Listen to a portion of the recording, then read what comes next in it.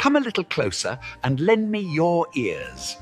Don't worry, you keep yours while I keep mine. In each episode, we'll dig into the major stories, uncover the truth, and retrieve gems from Yada's blog. We'll discuss what's right, bark about what's wrong, wag our tails at the thrill of discovery, and take you on adventures through the exciting world we live in today. So, fasten your curiosity leash and get ready. Right then, coming to you with another episode of the Yada's Vlog on a Blog. Tomorrow's news, disseminated today. Let's dive in. All right, we're going to dive in. Boy, you are making the rounds, Will. I see you on every video we're producing now. That's right. At yadayad.com. Yep. I said that really that Shannon and Matt are darn near cheating when they have you to come in and fill in on the next witness. That's like having the A team. Well, thank you. It's great being with those guys. I told them they have a great show, and I think it's a great service that they're providing, introducing everybody and learning their stories. I think that's really, I think that's important for us to have that level of knowledge of each other, our backstories, and so we had a great time. It's just so easy with those two. I was saying to Kevin, they have complementary personalities, Shannon and Matt, and so I encourage everybody to get over there and book a slot, and it's just like sitting down and talking with your pals. Yes, I think they should all.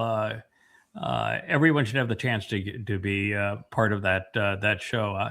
I figured one of these days they'd ring me up and say, "You want to share yours?" Share a story. But we're all game for that show, and the two of them are really good together. So I agree with you, and I understand we're getting close to being able to post these in a way that they come up live on our website. We had some degradation of our performance based upon Facebook's major hiccup a couple of days ago. But the good news is that has been resolved. Rich was able to identify that it is indeed me. I'm not an unauthorized version of me. I am the real me, better or worse. And so they brought us back up, and that's reassuring. We may go back to Facebook for posting this show. We may not. We'll see how it plays out. I'm happy to use X. It really doesn't matter between Facebook and X, because the plan is to do major supplementation away from the feed on both. The reason for that is I'd like to go back just to pure news stories and to pick them up from any one of 8 or 10 different news sources, and clip a picture and have a few words and then talk about it. I think that'd make a more interesting show. And the other problem is that on both of these social media platforms now, they put in your feed what you have commented on, even if what your comments are is, "This is really stupid." I mean, do they teach this kind of stupid school, or did these people just naturally come by it? And they assume that you want more of that, and after a while it gets really old, and no, you don't want any more of it. Just as a quick update, for those who listened yesterday, that I did pass a kidney stone on Sunday. That's an excruciating experience. You do not. The onset of pain is like a straight up line. It doesn't go like on a gradual curve. You go from being having a fine day to, oh my God, what in the hell has happened? And while there are some wave nature to it, where it pulses on and off, not off, but up and down, when it's over, it's over. Except your body is gone through a war, and the body just doesn't wake up the next day or the following day and say, "Gee, that was great. I'm glad I survived that. Now here we go on something else," because it is it's really quite an experience to and like workouts, the not the day after, but the second day is typically the worst. If you really work out, that's Yeah, that's what your body does. And I woke up in the middle of the night last night, and for about 3 to 4 hours wrestled with the insights into why that happened, what the whole experience was about, and the coordination with the timing of the shutting down of Facebook based on being perceived as an imposter as opposed to me, and how it was brought back with an image of doing the show, and how that pertained to the fulfillment of PSOC. And it was a rather jolting experience, and it has taken me back to the drawing board, if you will. So where I had just thought I had edited and I had completed the with 725-page book, Coming Home 6. Looks like I'm going to have to add another chapter or two to it. We'll see if we can get it under 825 pages by the time we're done with that. But I've got to go from Ruth to what it really means by delivering the kinsman redeemer, and how we participated. And the message that I got last night was that Dode as the Passover lamb is only fully qualified to serve in that role if there is the anointing on his behalf of the Kaporeth, of the mercy seat of the Aaron Bereth, by a bull. And, we read in the first presentation of the Choder that it is a bull that is responsible for causing the cradle of the covenant to have children in it. And we read in Ruth that they deliver the kinsman redeemer. It appears that there is a correlation also between suffering, dying, body dying, and what happened on Passover for Dode to be able to serve in that role. So that was my experience in the middle of the night, and that's when Yahowah always finds he can get my attention, and we wrestled with it for a bit last night. Yeah, I think the flow goes into it as well. I mean, the flow is naturally that way. From Ruth, you have to get to Emmanuel and explain that and flesh that out more. You do. Yeah. And it's something that it just is so obvious that in Ruth, that's what it leads to. But there's a statement in Yahowah about the woman that gives birth to a child that ties right into it. And then there's the statements on the Choder in the 14th chapter of the Proverbs that ties right into it. And then we have to go back into the 22nd and the 88th Mizmor for their depiction of what happened and who the players were, and because it's evident that it wasn't a hey son, nice to know you. It's going to be a rough day today. We'll catch you on the flip side. And that's not the way it went down. Yeah, not a solo operation for sure. No, it's not a solo operation. It's a family affair all the way to the end, and parents don't abandon their children under those circumstances. So it was a rough night dealing with that. All right, so the dumpster here is had his 4th of July celebration speech, 11 o'clock at night. He took a good nap instead of watching the fireworks, so I guess that worked out for him. Had a big flood while he was preparing to do this, which delayed him to 11 o'clock at night. Yeah, there were probably 15,000 people in attendance still around. That was 1/10 of what he claimed. And he had just come in from Mount Rushmore because he wanted to emphasize that his mug should be there as opposed to any of the others.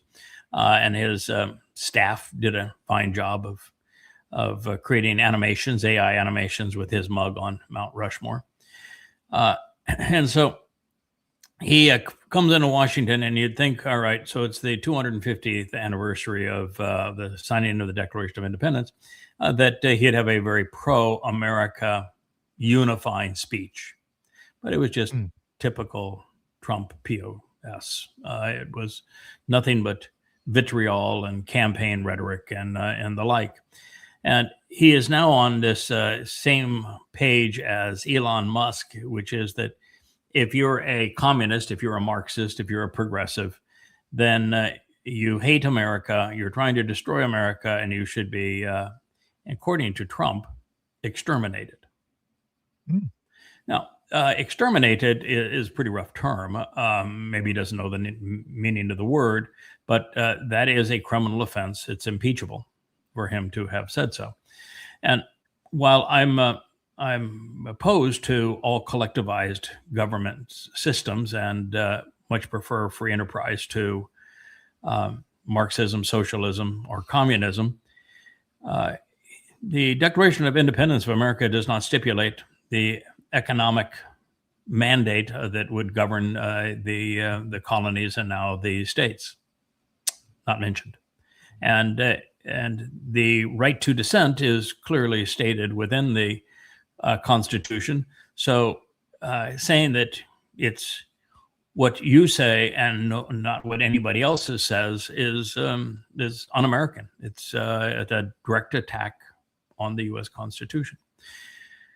But mostly what I want to talk about here is the nature of propaganda. We mentioned it yesterday, but I don't think many people understand it. I just think that propaganda is political puffery where one side degrades the other and speaks of their own stuff as if it doesn't poop. But there's a lot more to propaganda than that. It's a fairly simple system. It works with almost everyone. And it begins by repetition. And so Trump is he is the ultimate repeater. And there isn't any lie that he has told that he hasn't run through the mill many times. Most recently, that the U.S. won the war in Iran, and the opposite of true. That Iran wants to negotiate with the United States and end the war, when the opposite is true. That America is the hottest country in the world and is more respected than any time in its history, which is not true. That he's one of the greatest presidents in the history of this country, which is not true. That the economy is doing well, which is not true. And so he just constantly repeats the same lies over and over again. And repetition of a lie is essential to propaganda. Yeah. The more people hear the lie, the more prone they are to believe it. A great example would be that Jesus is God. You know, in the Christian New Testament, which is, by the way, rubbish, there's no such claim made. The first time there was a Jesus was the 17th century, when the J was invented, 1629. That's when Jesus came into being. The first time that Mr. Christ was called a god was the Nicene Council. And at the time, a majority of Twistians were with Arian.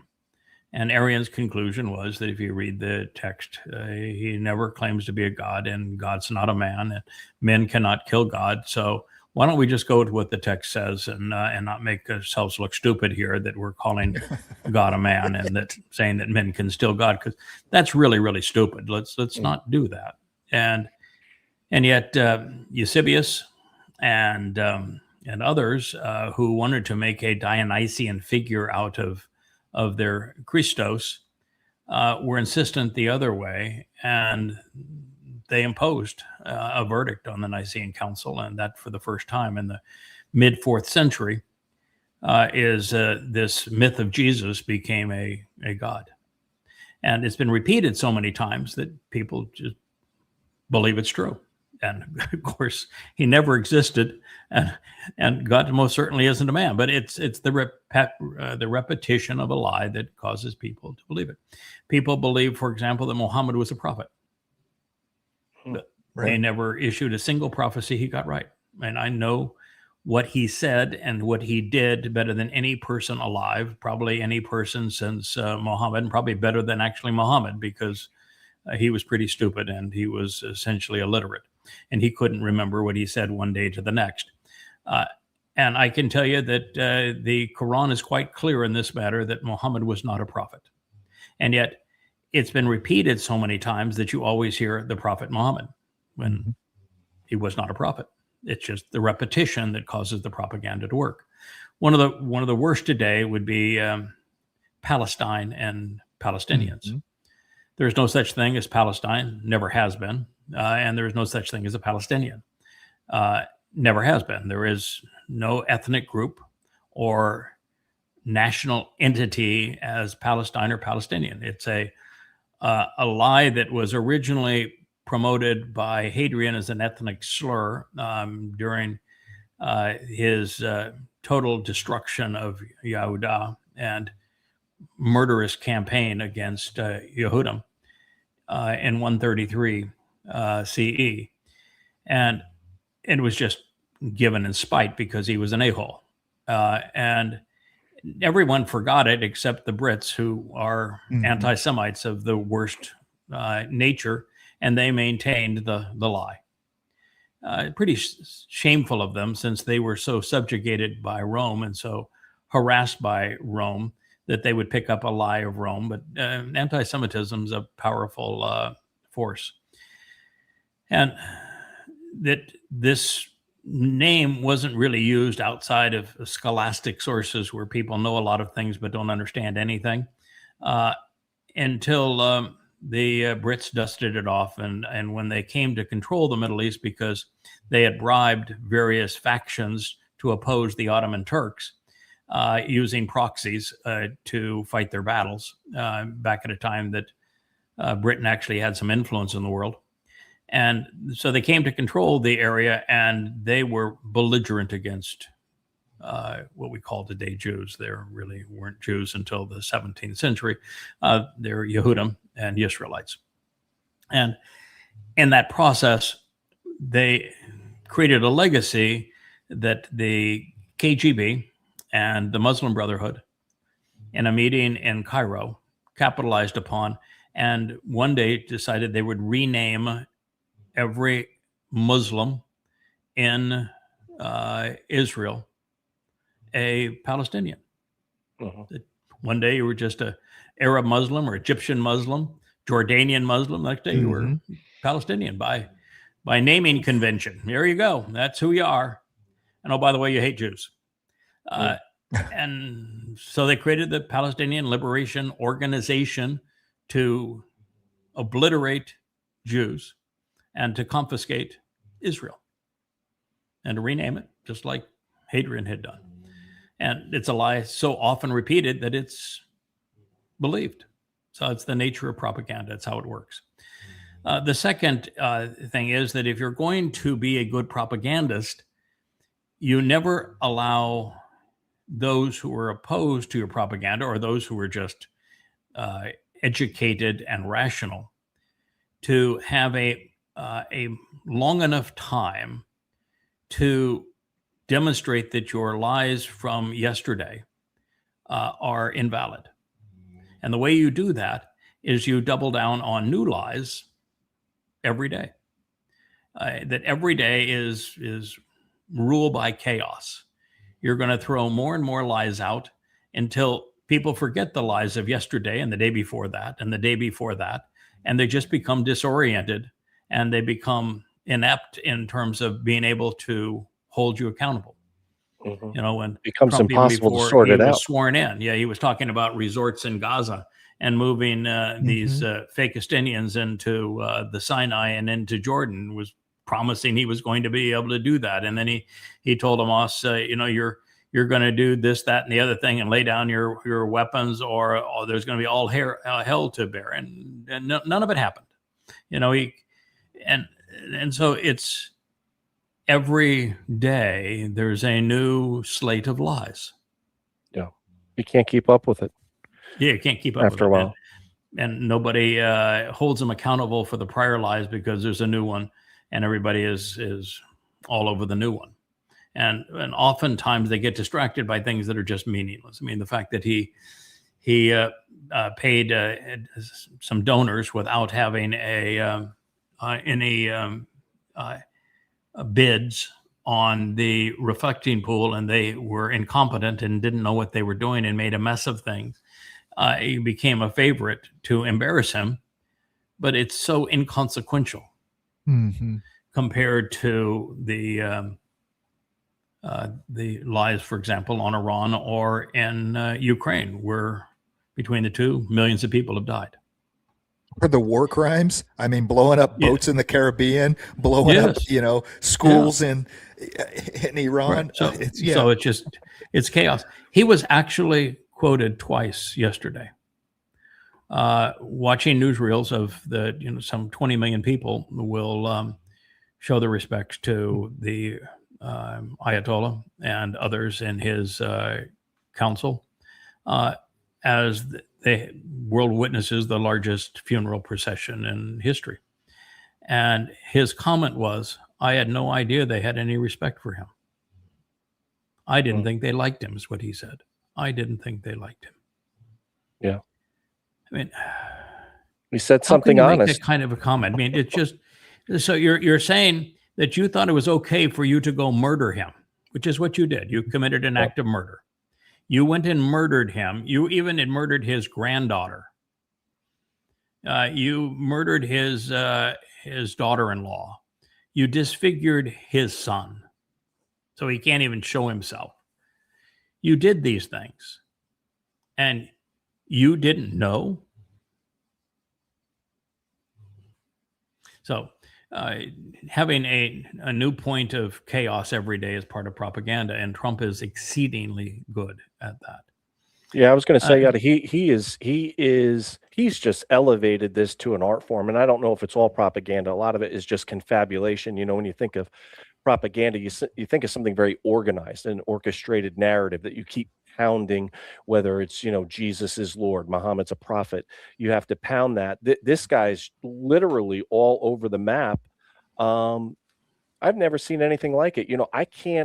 I know you feel that you have your arms around and can understand what's going on in Iran, but between the propaganda coming out of Iran and the propaganda coming out of this White House, I'm having a very hard time understanding what the hell is really going on over there. And I'm glad to hear you, because you can help sort it out. But the propaganda is at a level where nothing is truthful. I mean, and even in society, people talk in propaganda. They talk in slogans and memes that were designed to get them to think a certain way. And it's I find it very frustrating, and I'm sure a lot of Covenant members do, that in this day and age, you just can't get a straight answer or straight talk. No.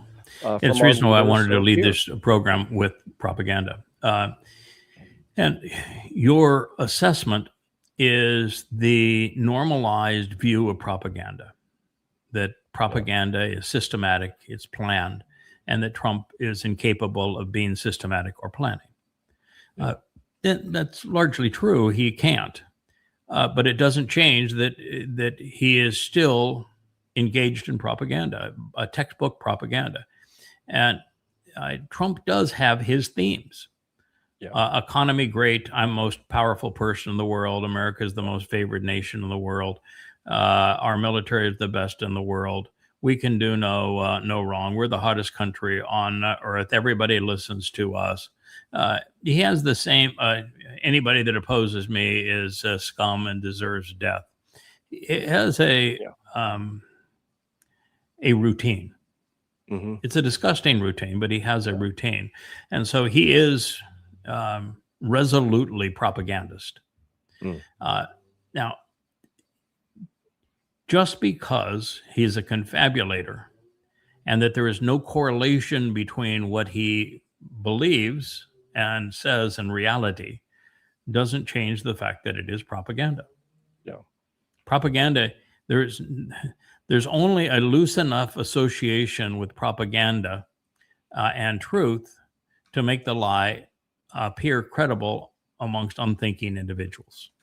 Like America won the war, like the Strait of Hormuz is open, like we're not giving Iran any money when all evidence is to the contrary, that Russia was the aggressor in a war, when the proof is overwhelming, undeniable, and ubiquitous that America started the war, and then Ukraine took it from there, and Russia was just simply responsive.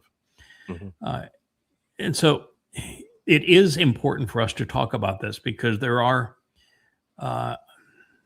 4 basic elements to effective propaganda, and every religion on earth today runs on it. Every political party runs on it. In politics, they will tell you that they really don't give a hoot about what reality is. What they care about is perceptions. Correct. And so the whole concept is to create perceptions, and you use propaganda to do that. Yeah. There is virtually nothing that comes out of MAGA that is accurate. But likewise, there's virtually nothing that comes out of the Marxists that is accurate either. So the first 2 aspects, and we'll get into Iran here in a moment. The first 2 aspects of propaganda are constant repetition. And repetition is what causes those things which are untrue to be accepted as true by the majority. It is the single most important element of it. The second most important element is to have chaos, so that every day you've augmented your stable of lies with a new deception, so that you keep those who would refute you off balance. And that if they're refuting the lie from yesterday, you've distracted them and the audience by a new lie today. You're a moving target, essentially. Yes. So it's not just a moving target; it's a chaotic target.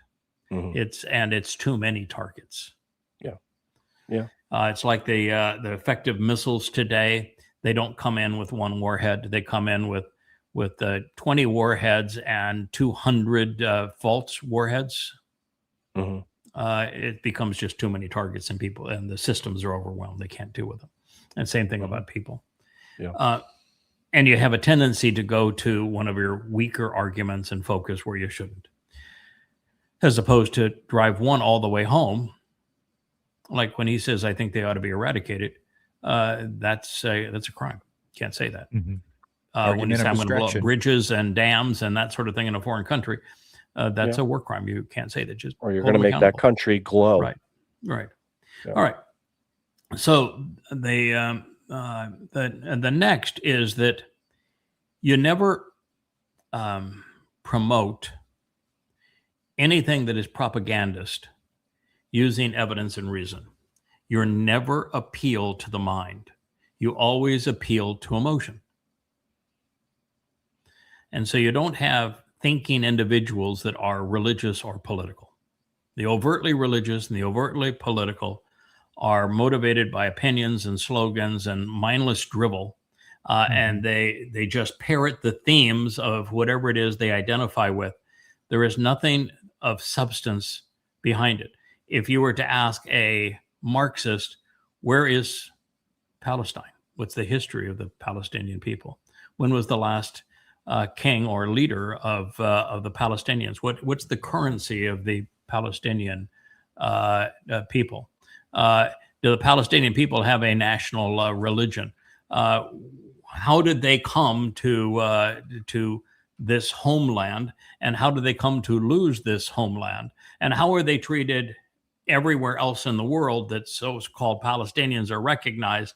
And how's that different from the way they're treated in the country you think is colonialization? And what if the actual truth is that the very thing that you're rooting for has been the most colonial and oppressive and apartheid imposing and genocidal in human history? Can you deal with any of that? And the answer is no, they can't. So there's never any correlation between these things and reality. Yeah. And that's an effective part of propaganda, because what they have done is isolate it from an intelligent retort. Yeah. And also it has to be simplistic, the message, because you're dealing with unthinking people. So this is why I say these people speak in memes and things that are easy to understand. They're very slogan-ish. No, you're close, but then you failed. No, understand. The reason they speak in memes and the reason they have very short attention spans is it's an emotional appeal. Mhm. Yeah. It's not a thoughtful appeal. To present a thoughtful appeal, you have books like mine. That's They're 650, 700, 825 pages, and they're packed with evidence, validating the conclusions. That's an intellectual appeal. An emotional appeal is you throw out a slogan, a meme. Right. So it's always appeal to emotion. And the word you used, understand, and there's no understanding in this. It's parenting of opinions and emotion. The fourth element is to identify the lies with symbols that are enduring and that are endearing to a community. He'll stand before the flag. He'll have a flag on his lapel. He will have as a backdrop the Washington Monument. The propagandist drapes themselves in symbols that appeal to their audience, that cause their audience to associate the lies with something that they hold dear. A Christian cross, as tragic as that is, the crescent moon among Muslims, the horrible symbol of the six-pointed star and the harassment the Jews endured under it, but as a unifying feel-good symbol for Jews that don't know any better. And so it is those symbols that they wrap themselves around. Those are the four elements of propaganda. And today it is not just prevalent, it's ubiquitous. Now, you asked about Iran. The wars today are fought on several battlefields. The most important battlefield is actually not the kinetic battlefield where the missiles and drones and bombs are falling and the interceptors and radars are running. That's not actually the most important war. The most important war today is the war of public opinion. It's the war that I begged Israel to fight intelligently, and they lost by forfeit. That's right. Yep. It's the war that America cannot win and Israel cannot win in Iran because there's nothing to support their argument. And it's a war that the Iranians have played brilliantly. Now, the interesting thing is that the Iranians don't actually have to use propaganda to prevail in the war of public opinion because Israel and the United States have been so disgusting. Yeah. They can just show what happened. You parade the bodies of those 8, 10, 12 people that were murdered, literally murdered by the United States with Israeli intelligence, and have the crowd all lathered up. We want Trump's head in revenge.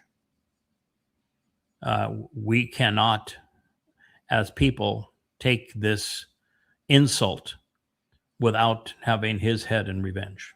And that is what they're saying. That is actually not propaganda.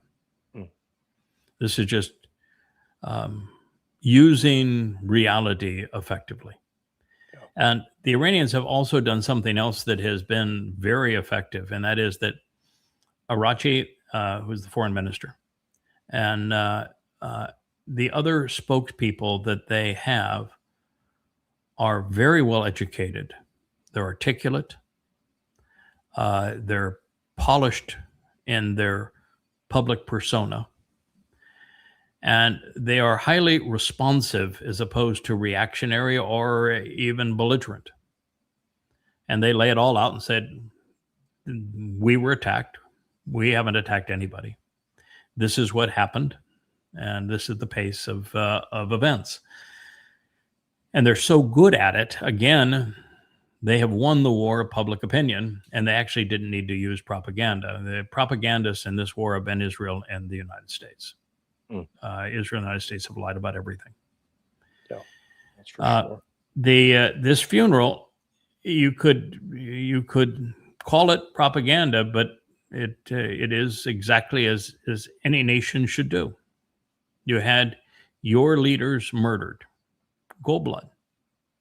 The Iranians were engaged in negotiations with the United States. They had made a huge concession on uranium-235. And while they were negotiating, the United States and Israel attacked them. And the first part of that attack was to murder their leadership on this stupid belief that a decapitation, which is typically Islamic, but the United States did what Muslims are famous for doing. A decapitation strike would somehow cause people to rise up in opposition to the government when exactly it was certain to have exactly the opposite effect, and did. That's true. So they waited patiently to find the best time, and they will have 20 million people. Wow. And there are going to be very few of those that are going to think anything else but America's evil, Israel's evil, and Netanyahu and Donald Trump need to pay for having done this. And I would go so far as to say to both of you that if you're an American and your president did this to you, you're an Israeli and your prime minister did this to you, they lied to you about what they were going to achieve. That's right. They did it. They lied to you about what they were achieving, and they made your country exceedingly vulnerable. They destroyed your reputation in the world by committing all manner of war crimes. Yep. And you became murderous. You bombed little children. You committed all manner of inappropriate actions, and you crippled the world's economy. What should a nation do to the leadership that not only lies about such things, but blunders in such a way that is so caustic to both countries? And Israel and the United States, it's going to end up destroying both countries. Both leaders should be held accountable for what they did. No question about it. Yeah, lawfully you would vote them out or whatever. Legally at some point, is it treason? Is it, is it, hey, look, I think it's treason. You really screwed up. I mean, no, it's I think what Netanyahu did the morning of October 7th, and then his failed strategy on all fronts thereafter, and his destruction and isolation of Israel between the destruction of Gaza and the two wars with Iran, it should not take another election. Mm-hmm. He should be held accountable for deceiving and defrauding and destroying the nation. The same thing is true with Donald Trump. Mm-hmm. I just think it's tragic that we don't do those kinds of things and don't hold people accountable for gross misrepresentation. And this is not a plaything. It's not that he said, I don't like Lapid because he's a pretty boy and a Marxist, and I'm a conservative and tough guy. It'd say, okay, that's political rhetoric. No, twice he bombed another country. Yeah. Twice he invaded another country, and then he destroyed Gaza. I mean, these aren't simple things. Yeah. Mm. It wasn't political. I made a mistake. No, he destroyed his country. Yeah. And should be accountable for having destroyed his country. Israel has been checkmated. There are no moves left for Israel. This ongoing existence of a Jewish state, it's over. Israel, over the next 7 years, is going to dissolve into essentially a shell of what it once was. There is no move left for Israel. It's literally over. It's checkmate. And so for a leader to have checkmated his nation, it's catastrophic. Unnecessarily, mind you. Right. He didn't have to go down this road. There were other legitimate options for him. And he pushed forward despite the fact that it just got worse by the day. He alienated this world day by day with the Gaza bombings, and then it was Iran, and now it's Lebanon. And and Israel is completely unaware of the situation they're in. And they don't feel this way. You know, they know that they have a lot of Israelis have been problems, but they're not blaming. lied to by the left, by the right, and by the religious so long. I don't think there's anybody in Israel that's actually able to think their way out of the mess that, well, there is no thinking your way out of this mess. It's checkmate now. It's over. So it doesn't matter how they rearrange the deck chairs on the Titanic that is That's right. Israel, or what song the orchestra plays. The next 7 years are going to be horrific, and they put themselves in this terrible fix. Anyway, I just wanted to talk a little bit about propaganda and what it is, and how Donald Dumpster uses it, and how effective it is on MAGA, that they still go along with him, and it just is irritating on the rest of us. Just out of curiosity, Yada, did you get your points on propaganda from Bernays' book? You know, the 4 different points and stuff. Yeah. There's some really you know, interesting things I didn't know about. I remember I listened to about an hour long assessment of that book, talking about the 4 contributors to propaganda. And unfortunately, it was one of those things that Facebook wasn't willing to recognize what I was trying to take from the reel and post, because I wanted to be able to listen to those 4 points and then talk about them, because I thought it was a very articulate presentation of them. I think I've got a reasonable summation of them from what I heard. But since we're seeing it so prolifically, and Islam, and the lie of Palestine, and the lie of Jesus being a god, of Trump being an honorable leader, and Netanyahu having been an honorable leader of Israel, I just thought I'd share the elements of it. If it's the same source that I'm thinking of, then it was actually written because the author view, in a very Machiavellian way, that propaganda was required for democracy, that you can't have a democracy without propaganda. And so it was you must use this as an art form. And I would tell you that democracy is such a failed governing system, that it's a system that's always going to promote the redistribution of wealth, so that you end up punishing and robbing productive people, and you're giving it to the unproductive. And that's how the system will play out. And because you don't have anybody that's voting, or you have tiny fraction of those who are voting that know the topics that they're voting on. They don't know economics. They don't know the international politics. They don't know history. They don't know their own nation's history, much less other nations. They don't know the Constitution.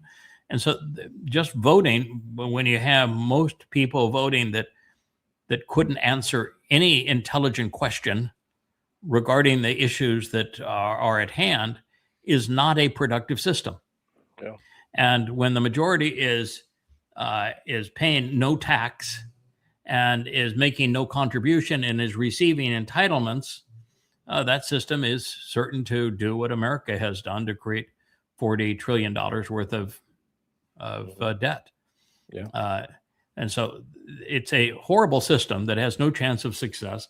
And the thing that we propagandize against, which is an oligarchy, is the only form of democracy that actually has any chance of success, is an oligarchy, because it's people that have skin in the game that are allowed to decide how what they are contributing is used, where in a democracy, it's any idiot can vote, and they do. And they typically vote for entitlements. And so it's legalized Robin Hood. That does not work. It never has worked. It will not work. This is not a virtue to be promoting. But you know, the opposite of it, that in the last 75 years, 100 years, has been Marxism, and it's worse. And then you have this thing called democratic socialism, which is like, I'm a little bit pregnant.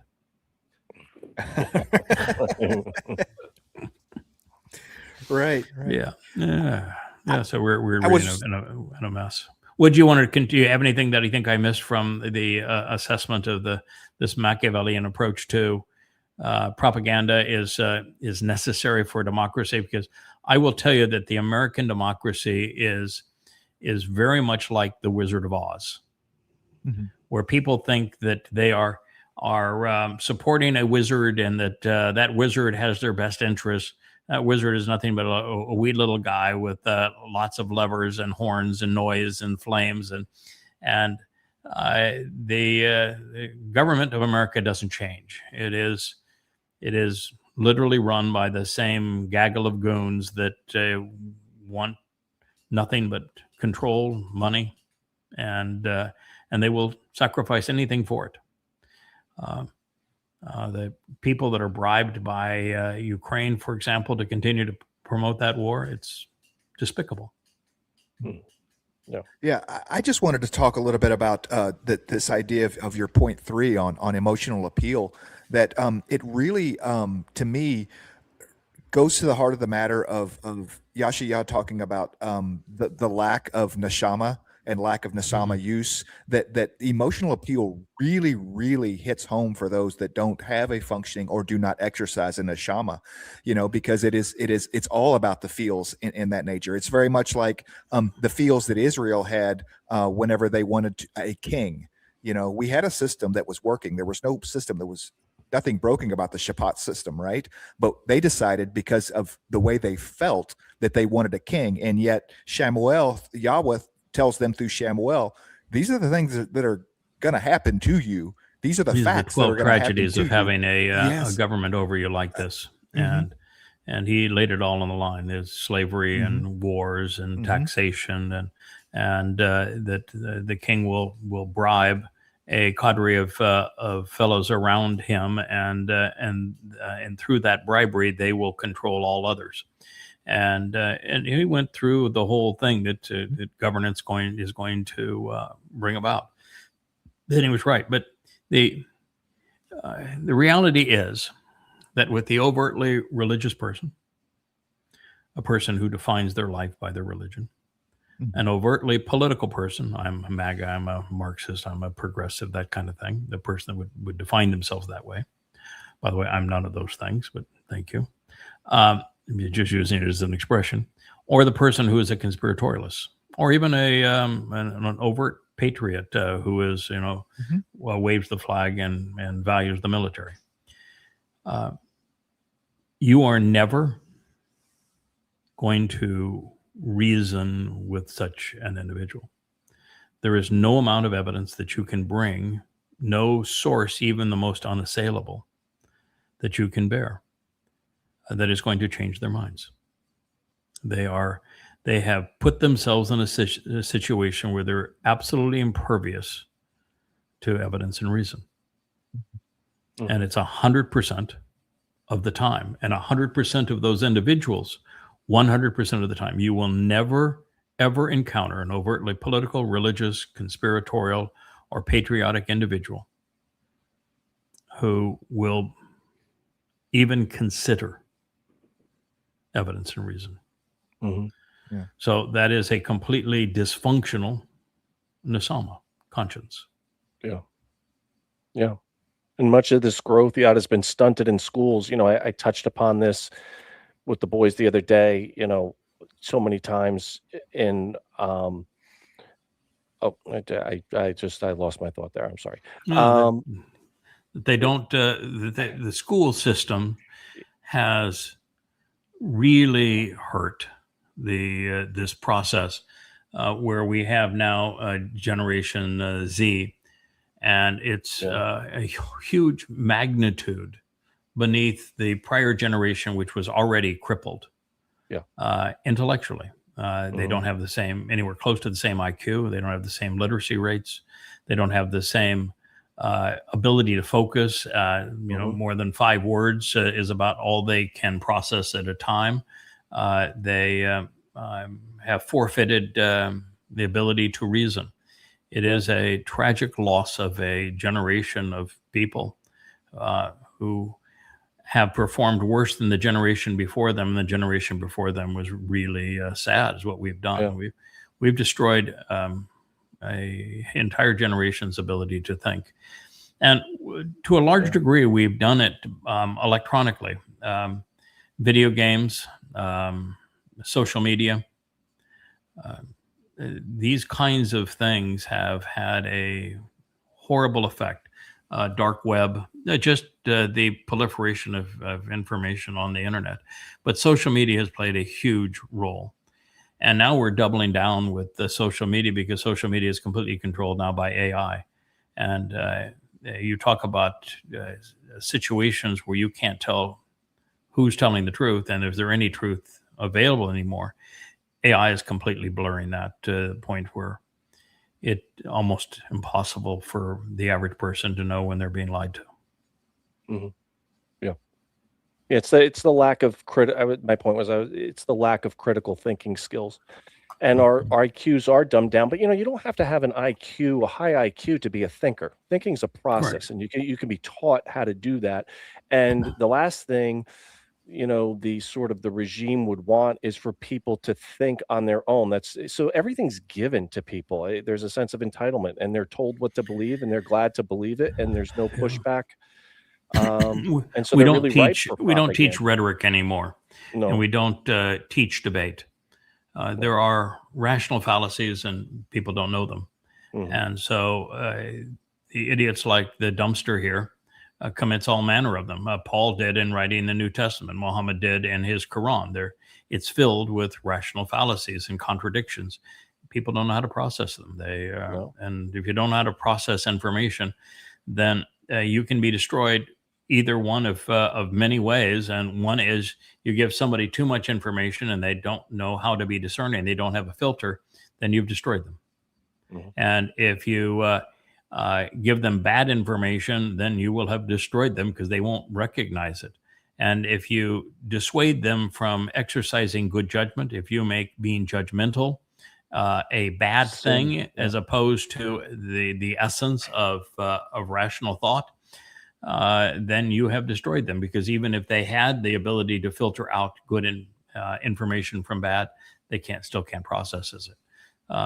And then if you layer on top of that the propaganda of the lies, whether they be Islamic or Marxist or MAGA or conspiratorial, you've laid the ground with a great onslaught of lies, and you don't have one person in 100,000 that can think their way through them.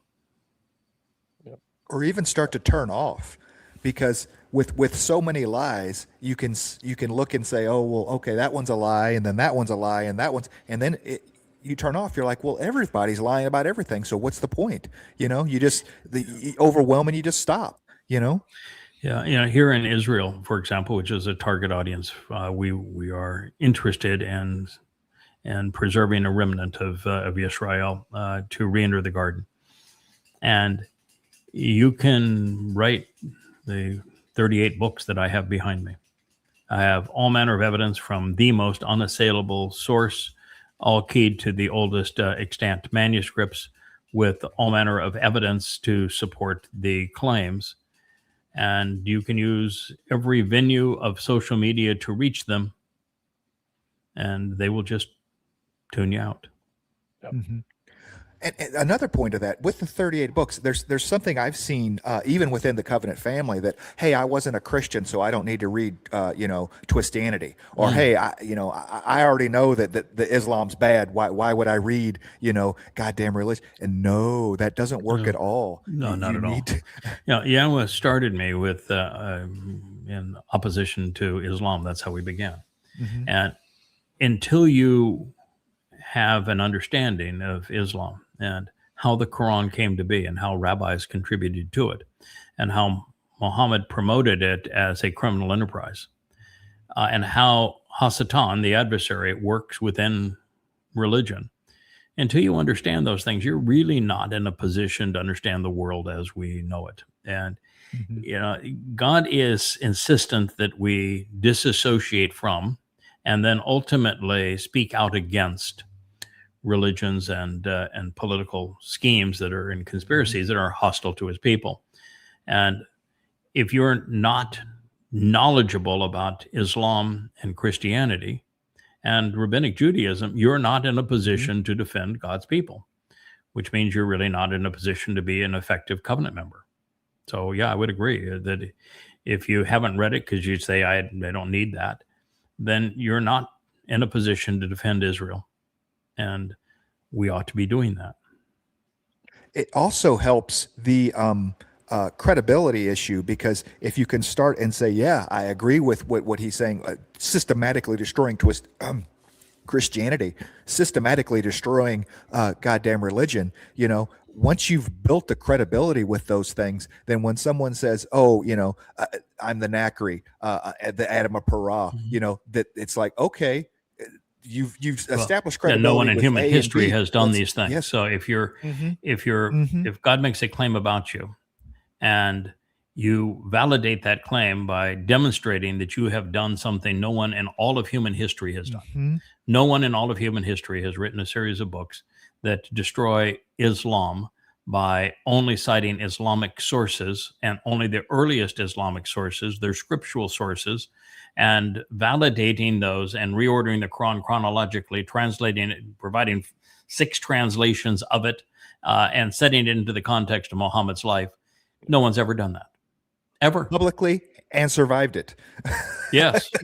And done 10,000 radio shows on it under my own name. No one has ever approached that in all of human history. No one has ever gone to the extent that they completely repudiate the myth of Jesus. There are sites that Jesus words only. No, there was no Jesus.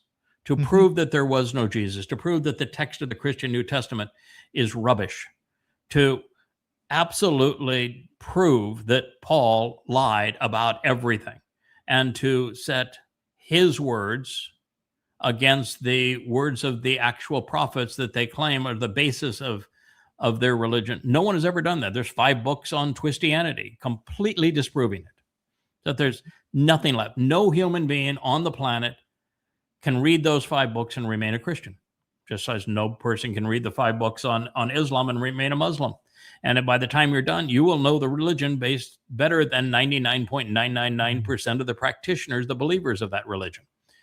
And then to have done something no one has ever done before, which is to disprove a foundational text of Judaism, which is Ezekiel, and to show that it wasn't inspired by God, it was inspired by Satan, and prove it. Yeah. And then at the same time, write another 25 books translating the Dead Sea Scrolls and stripping every word of the diacritical rabbinical markings and presenting it in an amplified format along with the terms that serve as the basis for those translations so that you can validate them yourselves. No one has ever done that. Or to have 10 to 20,000 profound insights that were previously unheralded. I mean, you put that together, that is quite a resume. No. And Yada, you taught me. Go ahead. I was just going to say, you taught me this, that, the why is incredibly important. So on the one hand, you could say, okay, yeah, I know religion and, Islam and Christianity are wrong, but you have to know why. It's not enough to just say they're wrong. Okay, you're correct. Can you back it up and prove it? Until you have that kind of depth, you're never going to have the conviction of how wrong it really is. You're saying that if you don't understand the why, then you're just taking it on your word that it's wrong, and you may or may not be right. And that's all you see on social media is it's right, it's wrong, and never any evidence for it. Just ridiculous claims with no basis. And having written, 4,200 pages proving that Islam is false, and another 3,800 pages proving that Christianity is false, and another 3,000 pages proving Judaism is false. It's an entirely different level of exposure. And when I excoriate the rabbis and the popes and the priests and the pastors and the imams, I know more about their religion than they do. Yeah. And I think that's essential. God is anti-religious, and he wants us to expose and condemn these religions so that his truth is not commingled in the midst of it. And it's something that has heretofore never been done before. And God picked someone to do it. And then he enabled him to do it. And we've done more than anyone has ever done before. And in this regard, there's nothing else like it. And every word of it, we expose and give you the opportunity to challenge. Mm-hmm. And we've never had an intelligent rebuttal. I mean, like the most recent is just so pathetic with the Mother Goddess cultlet. And every time they try to differentiate themselves and say, this is who we are, they step in deep doo-doo. And they end up impugning themselves with their own defense and their own. And when you properly translate what they're trying to claim, it actually impugns them. And that's been the case for the last 25 years. Yeah. So it's all there. You can listen. You don't have to listen. We're not playing to win an audience. Mm-hmm. We're not in the same game as the Tucker Carlsons or the Candace Owens or the Nick Fuentes or the Joe Rogans or the Alex Jones.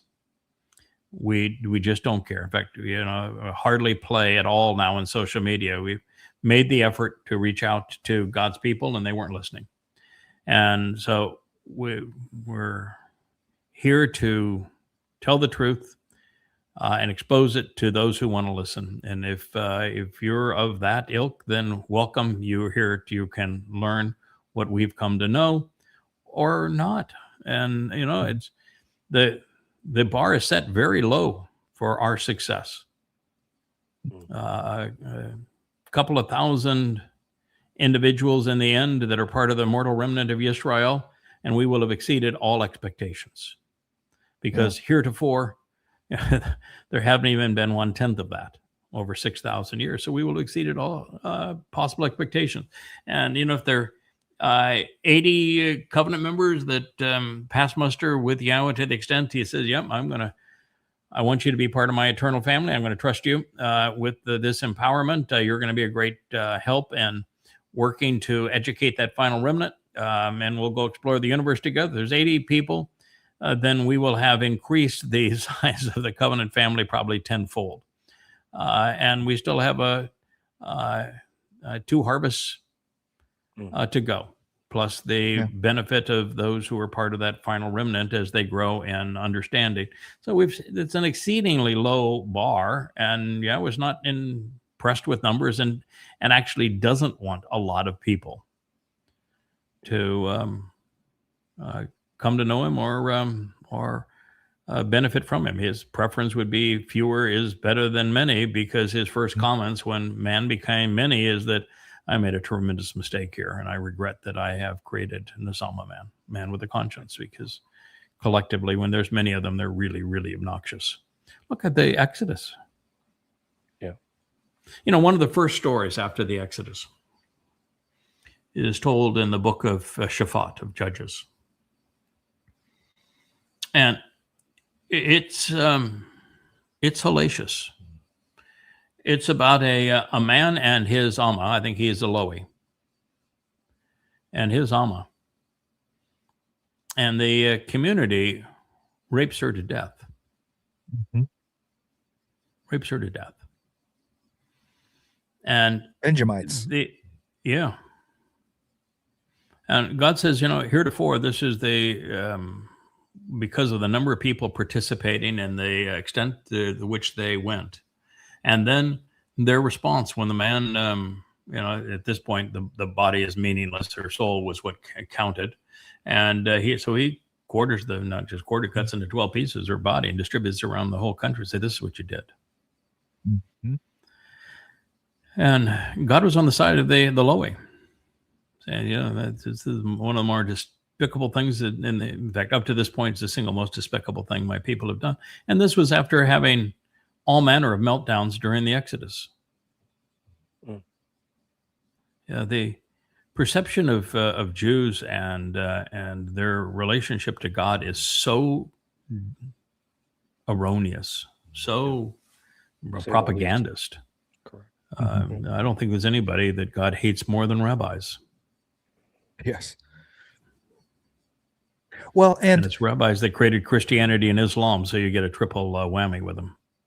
What we're doing now is laying the groundwork to 2030, right? We're laying the foundational pieces that are going to be available and needed for 2030, either through personnel, either through the website, right? And because we know Naomi doesn't go back to Yahowah, doesn't go back to Jerusalem without Ruth until there ain't nothing left for them there, right? They have to. I mean, they've lost their husband, son, and nothing for Ruth, them. Now it's time to shub. Well, Ruth went from unbelievably obnoxious, in fact, reprehensible.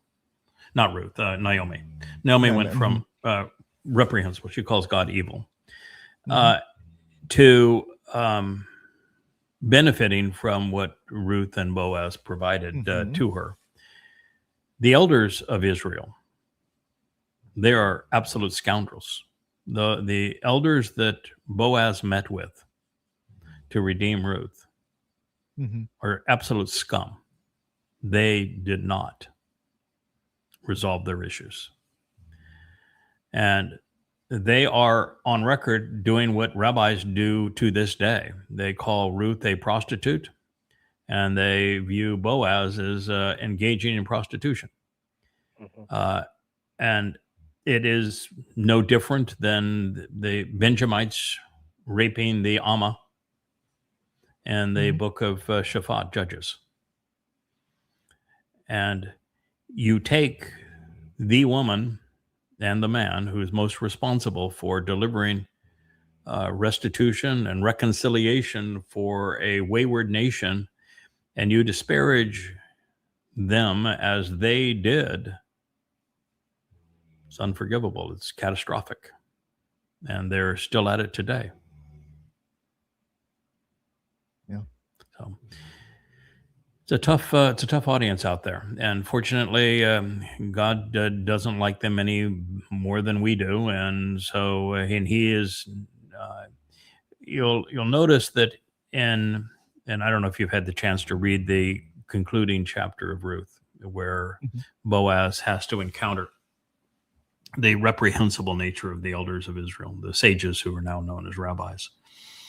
And they use the example of Yahud.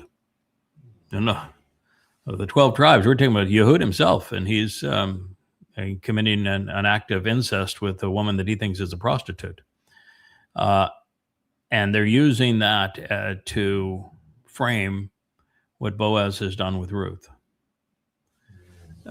It's tough to recover from that. And what you see is that Boaz, who clearly represents Yahweh, and I'll speak to that in just a moment, there is no encouragement from Yahweh to Boaz, who has been at this point very articulate. When Ruth says something, he responds and he adds to it and says, well, that's what this means, and that leads to this, and that is there, and this is what we're going to do, and this is going to be, magnificent. When they say that, he just restates, she's mine, not yours. I don't expect to ever hear from you again. Goodbye. He does not say, boy, that was really reprehensible. You ought to have thought that through. He doesn't try to change their mind. Yeah. And that's something to think about, is that, in fact, I would say that in terms of Yahweh's rhetoric throughout the Exodus, in each of those disgusting meltdowns by the children of Israel, God's not trying to change their mind. He's just saying, you're dead. You're gone. It's over. Yeah, that's free will. Let me deal with the remnant. Let me deal with the ones that are left. Let me, see what the ones that I can work with. We're still possible. The ones that are dead, you're dead. I got nothing for you. If you had a remnant of 2, you'd have done better than anybody else. And it's going to be a remnant of single-digit thousands, but still, it's going to be more than anybody else has achieved. And from God's point of view, that's good enough. And and our job It's pretty comprehensive with the 38 books up here and 30,000 pages, plus thousands of hours of audio programs. But it's all to reach 1,000 or so people. You choose to be one of them, great. Mm-hmm. I think it's too late to encourage you to be part of the Shabuah harvest that's upcoming. Only 11 months. In 11 months, I don't think you can come up to speed to the point that you can demonstrate to Yahowah that you're worthy. I think it would be a worthy investment of your time to attempt that. Mm-hmm. And maybe if you stay with it, you'll be ready to go on Teruah. And it is far better to be gleaned on Teruah than it is to be part of that mortal remnant. Infinitely superior. So I would encourage doing it and joining us and learning what you can. But I think that we run out of time to bring people up to speed, to which point they can prove to God that they can be trusted. And this might even sound toxic to people's ears, that you need to prove to God that you can be trusted. But it's just because you don't understand what it is that he's offering. Mm-hmm. Right. This idea in Christianity, I won't be saved, John 3:16, and if you'll believe, you'll have eternal life. From who? Where? Why? Under what conditions? But I can give you a fast way to have eternal life. Promote Christianity, and you'll have eternal life in Sheol. Eternal life is not something you want to promote when you don't know where it is or the conditions under which it's going to be lived. Mm-hmm. What folks don't understand is that what God has done is he's put us in a protective enclosure. It's called the Earth. I watched a series of programs last night on planets, and there just is no planet like this one anywhere. And it is a protective enclosure conducive to life. And he gave us not only life in this planet, but a nesama, so that we could think our way either to him or away from him. And then he communicated his instructions to us, which we can either heed or ignore. But what he is offering is to take us off of this planet. What he's offering is to replace these physical bodies that are so limiting with light and energy, so that our souls are enveloped in light and energy, so we can go off and explore the universe with him, so that we can spend time in his company. And he can trust us not to do something really stupid, because each dimension that we enter and then cross into the next, from 3D to 4 to 5 to 6 to 7, each of those is an infinite increase in capability and opportunity. And by the time you're in 7 dimensions, you can take any aspect of this universe and you can think or talk it into any state that you can imagine. And the potential destructive influence under such circumstances requires great trust. And so if you can't demonstrate that you can be trusted here, God's certainly not going to empower you to that degree and trust you with 7 dimensions, a 7-dimensional increase in who you are, take you out of the limitations of these physical bodies and make you immortal in his presence. And so he has to have a filter. He has to have a means of knowing who he can trust and can't. That's one of the things that is so curious about collecting individuals like Elia and Chinook, where God's making a conscious decision. That person, that soul, is somebody that I can work with, that I can trust, that has no allegiance of any kind to religion or politics, and seems to have this can-do attitude and stick-with-ness that is necessary to accomplish these bigger issues. And how he made that decision initially, or did he cultivate a series of souls that just had that capacity and then deployed them? curious as to which way he went. But you even take the first soul that he gave an asalma to, Adam, who we now know as Dode. Took a long time before Dode was ready. And it's why I woke up in the middle of the night and, just struggling with this, is that Dode couldn't have fulfilled Pisak alone. Right. Couldn't have done it. Yeah. And so how was he supported, and what role did Leah and I play in the support as Ruth and Boaz, and delivering him to that point, knowing that much as I love him and enjoy his company, that he doesn't typically do very well on his own. He does great with the right kind of support. But he is God's firstborn. He's still God's favorite.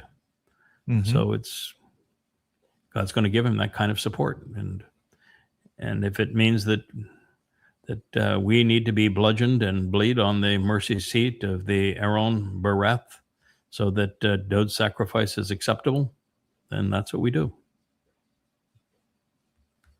Sure.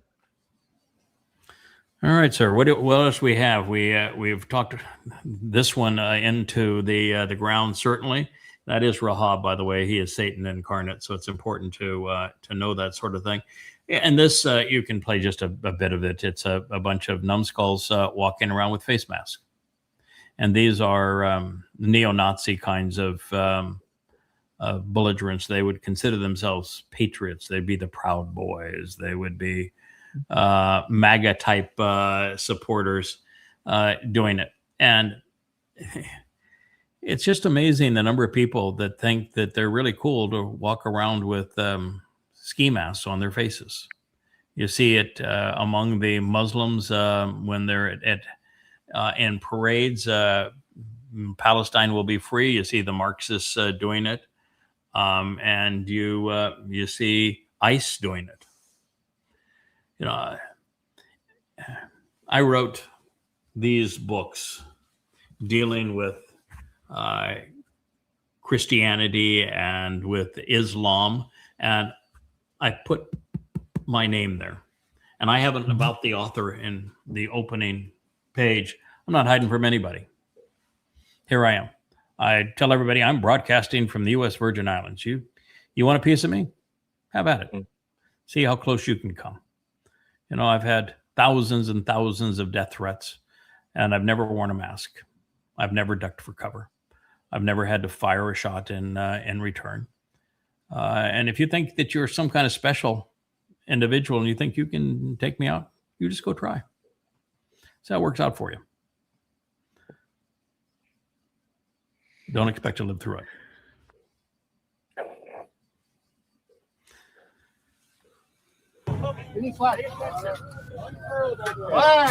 Flags and masks, baby.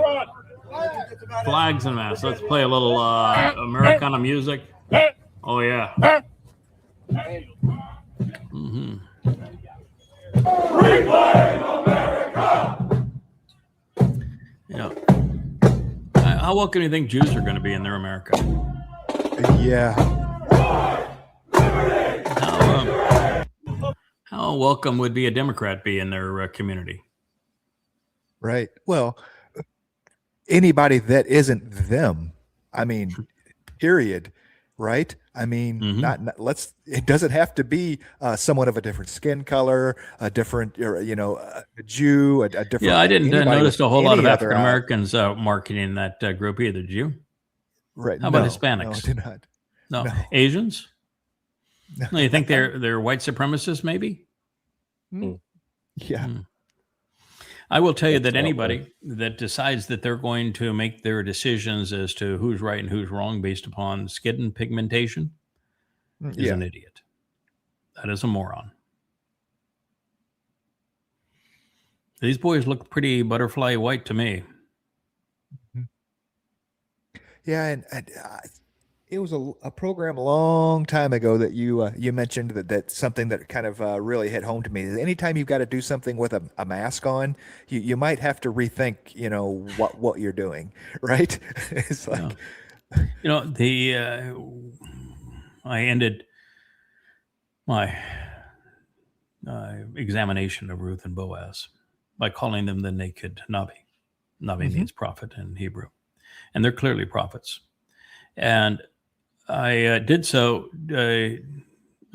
yes, some tongue in cheek, because it's a clever alliteration.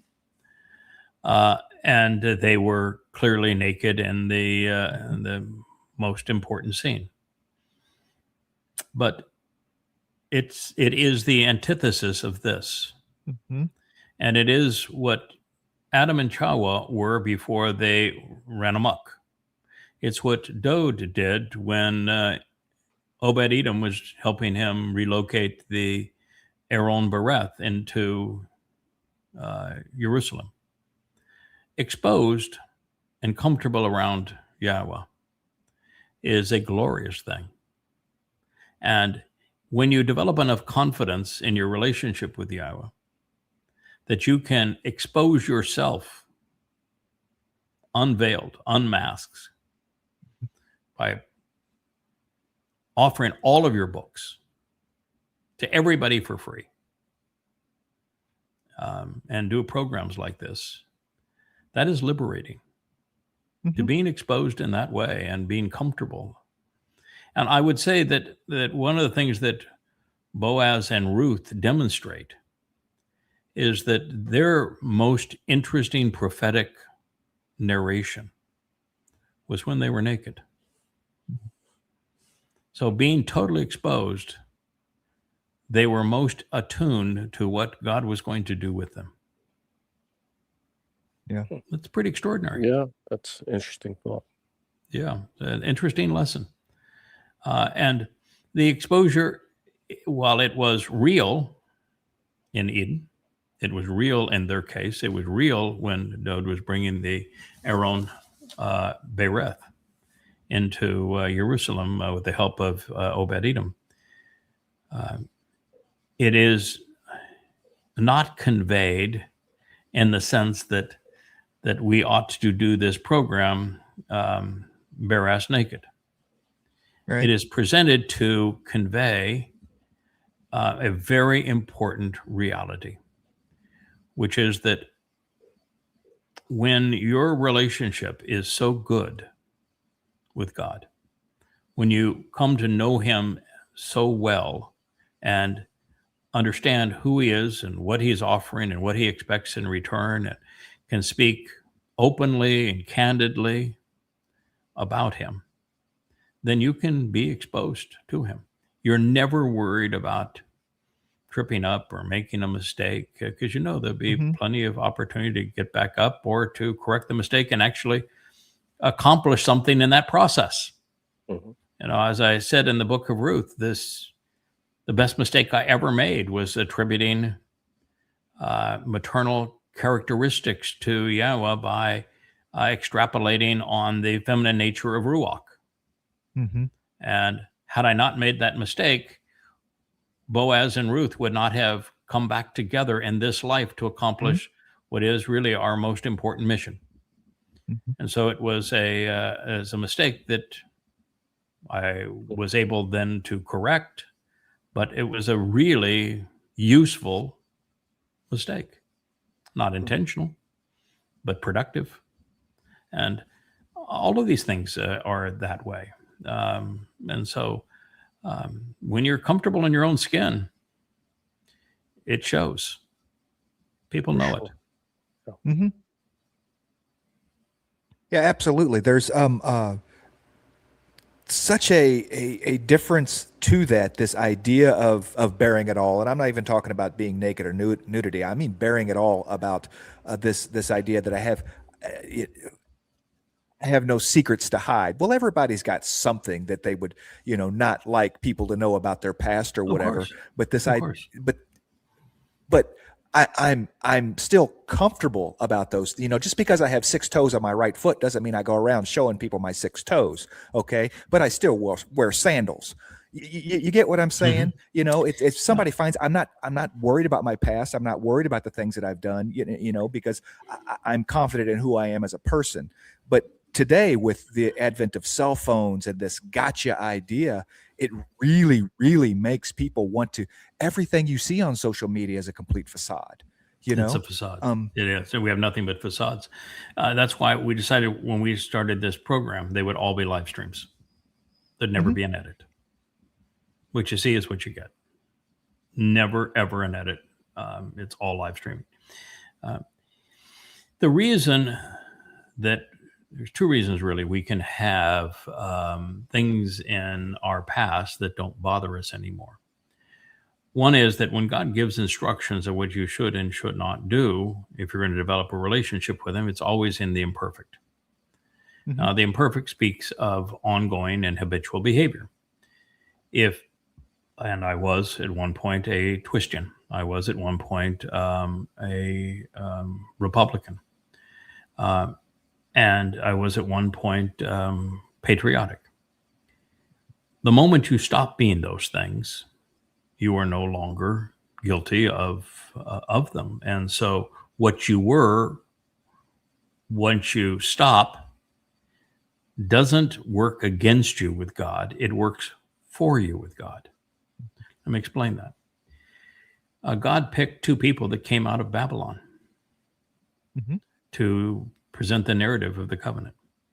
God worked with a fellow who was raised to some extent in Pharaoh's household to free his people from religious and political oppression in Mitzrayim. God chose as his final witness this Nakar, someone who had once been a Twistian and had been political.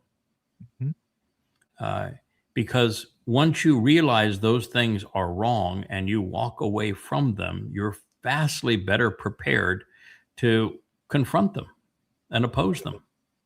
So the worst part of our past is no longer a problem when we stop being aligned with it, and it actually becomes an asset because we can speak intelligently against those frauds. Yeah. So that's the beauty of the imperfect conjugation, and also what Yahowah is trying to achieve and the people that he works with to achieve it. The second part of it that causes complete comfort, even though everybody has aspects of their past that they'd rather not have exposed, is that the whole function of matzah, of chag matzah, which is the single most important of the Moed Mikre, particularly with its fulfillment up to this point, it won't be long term. I think Teruah will become more important, but at this point, it's chag matzah. Is that with chag matzah, everything that we have done that God would view as offensive, like being religious or political or conspiratorial, has been taken away, been deposited in Sheol, never to be seen again. So we are completely innocent of those things, and past, present, and future. So why would you be concerned over something that God no longer sees? And it's a perfect solution so that he can enjoy the best of us, while the worst of what we were is no longer even visible to him. And yet he can capitalize on what we were when opposing things that are horrendous, because he would actually prefer, it gets back to something you said earlier, he would actually prefer to work with someone like Moshe, who knew firsthand that the religious, political, and caste system that was perpetrated by Mitzrayim was evil. It's much easier to work with a person like that has decided against it, that was aware of it and has decided against it, than it is an ignoramus that doesn't even know those things exist or have any understanding of them. That's right. And when I tell you that democracy is not a good thing, when an oligarchy is actually superior to a democracy, and that most people just, their fumes come out of their heads, that collectivization God hates, that the larger the institution, the more God is disgusted by it, the worse humans become. People can't process that. Yeah. But I've seen it. I've been there. I know it. I know this beast. And vastly better than almost anyone ever. And it's easier for God to work with someone like that that despises what he despises, that loves what he loves. And it's one of the things that most people miss is that love requires hate. Unless you know what, when, and how to express righteous indignation, you can't be loving.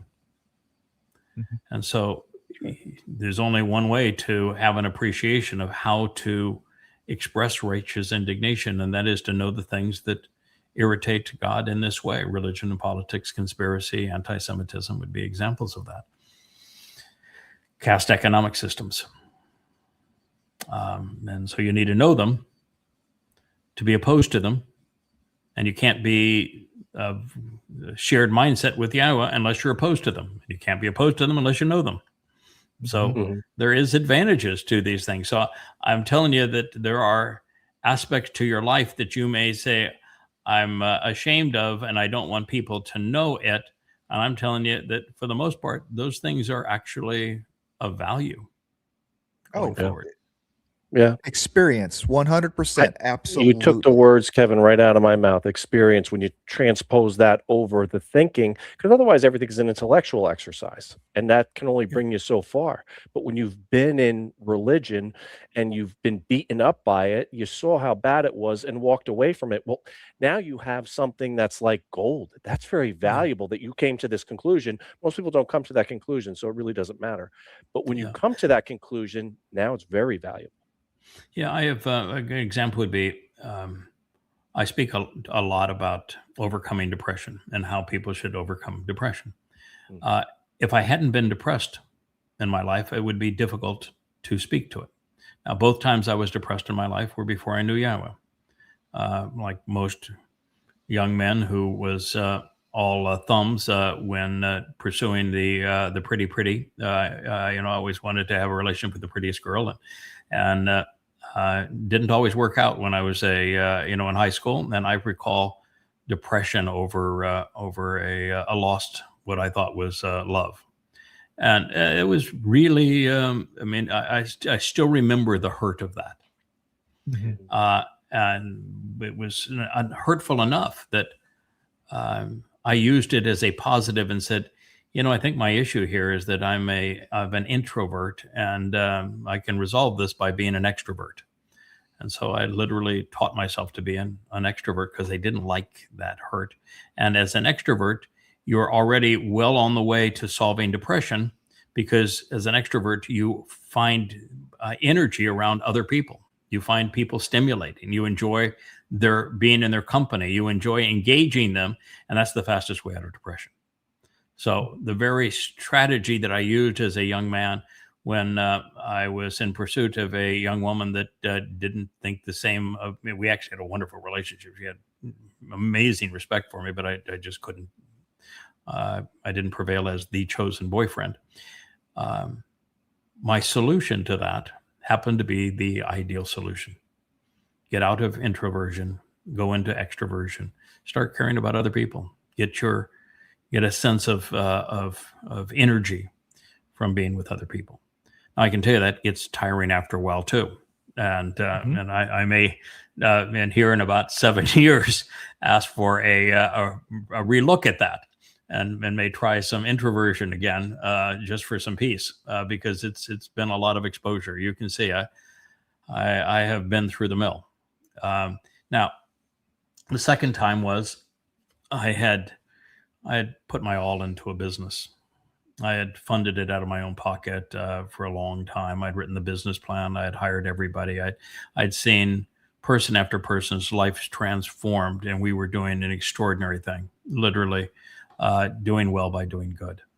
And it was cutting edge in terms of its technology, delivering an extraordinary benefit to people. And I saw it ripped apart by some very nefarious individuals, tried to stop it, and had a board that worked against me in trying to stop it. And then I found myself on the front cover of a national business periodical, probably the most famous at the time, with a 14-page cover spread, where nothing that it said was true. And I was blamed for the demise of the company that I built, even though there was not a single accusation in the article that was accurate. And I recall having, devoted so much of my life energy to building this thing that was worthwhile. And this is again before I knew Yahowah. And all the people that had been tremendously helped by it and the promise of it, and to see it not only fall, but to be scandalized in a national periodical for having destroyed that which I loved. I remember that the result was depression. It was depressing to watch that, and to see the company that I had loved and had nurtured destroyed, particularly with such promise. I always referred to it. I was a worm on the asphalt road on a hot summer day. You're just so low, you just can't imagine even getting up from that. And I recalled that at that time I had two individuals. One has passed away. One taught me to write. The person that passed away was a fellow named Ken Power. We were very good friends. And the other was a guy that has managed to build our website that has been my friend for 35 years now, 40 years, Joe Page. And they both came over and said, I think we have a solution to this. Let's tell our story. Let's write a book and tell our story. What happened? That story became in the company. And we focused on all the good that we had done, all the interesting people we had met, and we told our story. And we focused on the interesting people and events along the way, and we got out of our own situation, and it was beneficial. But had you not experienced depression and found how it is resolved, what advice could you give to anybody that is depressed?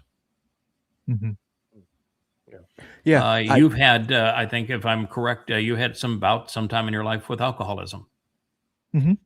And absolutely. That's choose your bottom is my only advice to people. If you feel, choose your bottom. This is going to be the bottom right here, and it's all up from here. Choose a bottom. And I've not struggled with a chemical or other kind of addiction, mainly because I made the decision that I didn't want to have to struggle with them, because I'd seen them destroy other people's lives. So it was just easier not to do them than have to struggle to get out of them. But that means that I'm not a very good person to advise people how to get out of them. But we have a young man, for example, on the Covenant who is really doing some wonderful work. It's just a really, really fine young man. In fact, we have two, one with drugs, one with alcohol. And because you have succeeded in recovering from these things and have done so for a prolonged period of time, you are a nurturing, supportive voice because you've been there. And that's part of what we have to realize, that the scars in our past forged our character. They make us who we are. And the very fact that you overcame it means that you're no longer tarnished by it, but yet you have the strength of having overcome it, which makes you exceedingly valuable to the lives of other people. Yep. Can I ask that? Well, we try. Yeah. I do what I do, and if someone else gets a benefit out of it, fantastic. That's synergy. Once again, I'm not an altruistic person. I'm not out there saving, Yeah, you also had the exposure of well, it wasn't really the dark web, but you went to places internet-wise where there are a lot of weird stuff going on, and a lot of people are in that and are tarnished by it, whether it's the video games or the social media or the crevices of the internet, where all lies are being promoted. And I'm sure there's some things that are truthful too, but boy, you're going to really have to have a filter to survive there. Yeah. And you see the likes of Tyler Robinson, the wimpy little kid that somehow thought he was doing something good with his. I can't stand Charlie Kirk, but you don't go and, if you want to refute him with your words, not with a bullet. But we get a lot of that. And we have a lot of those young men around today. I do a lot of research projects, I call them, in order to be able to relate to people. It's and this is online for sure, but meeting people where they are so that I can understand, their mentality, that sickness, see where it comes from, to be able to avoid those things. Why do people think the way they think? Why do they do those things that they do? To me, it's a complete anathema of that's insane. That's crazy. Yeah, and that's part of why I wanted us to branch out and to have everybody in the Covenant family make a contribution and expose themselves, because there's people at different levels. And at this point, I am a million miles away from being a gateway into the covenant. I've just gone way too far into my knowledge and understanding and confidence with Yahowah to be the kind of person that you can say, well, let's chat about you coming out of religion or you coming out of politics. I mean, it's right. And so you need,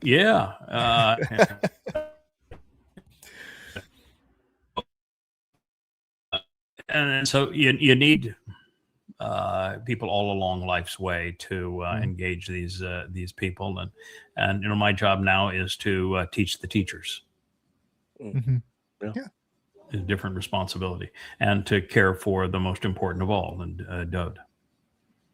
To restore his reputation and facilitate his return and homecoming is our job, and to make it as beneficial as possible. That is our mission, along with teaching the teachers that are going to be engaged in the process going forward. But if everybody was teaching the teachers and supporting Dode, then we wouldn't have anybody to work with the newbies that come along. So we need folks at all different positions and experiences. Well, and there's also that sense of relatability, like I was kind of speaking to earlier, that people are just uncomfortable that, it's a lot why we don't get comments or questions in chat, or, that what it takes people to actually write an email to you, that, they don't want to feel stupid. They just, that idea of approachability, but yet, you can approach Fun Cats on Facebook, and there is absolutely no feeling of unapproachability Judgment whatsoever with him. Yeah, absolutely. Yeah, Yeah, I think that's probably true, and I think that's to a lesser case true with the Ask Yada feature. I think when people found out that we, when it was being abused, that we have a log of what is asked, and so we're I pay for that access to Claude in this way, and the training that we have done, and paid for the development of that, and don't like very much when people are trying to use it against Yahowah and the role that we have, and so we do have logs of what's asked and answered. And so it's not quite as comfortable, I guess, as going to Matt Funcats on Facebook and saying what do you think. Right. But you're right. I'm not. I suffer fools poorly, and if somebody's going to try to make a point, because very few people just ask an open question. They will almost always phrase their question in a statement, and their statement has an agenda. And I don't play that game anymore. Right. Yeah. Not my job to play that game anymore. I never was very good at the game originally. I made it very clear when I did all of these programs, I suffer fools poorly. I'm not easily threatened, not easily intimidated. In fact, I would say I'm not intimidated and I'm not threatened. And I don't like religious foolery. So you can be, what was his name? Seminary Scott or whatever, and we can read your entire question and answer on the air, right? Yeah, remember him. Oh, yeah. Moody Jeff and Seminary Scott. Yeah, that's they did not do well. And there were people who got mad at me for being so critical. Yeah, right. And I said, well, they had their agenda. They were pursuing their agenda. I have mine, and I'm pursuing mine. And let the pieces fall where they may. Yeah. All right. What else do we have there? Mr. Pilot. 2 years later. Oh yeah, this is Trump saying that he could solve the Ukrainian war in one day. In fact, I don't even think it would take that long. And I can do this and I can do that. And yeah, you're just a hot air blowhard that. And, you know, we've already gone over what are the lies that Trump parrots, that if you were a rational person, you couldn't be a MAGA. And you can just play 20 seconds of this and you can hear just how arrogant and ignorant the man is. I'll end that war between those two countries in 24 hours.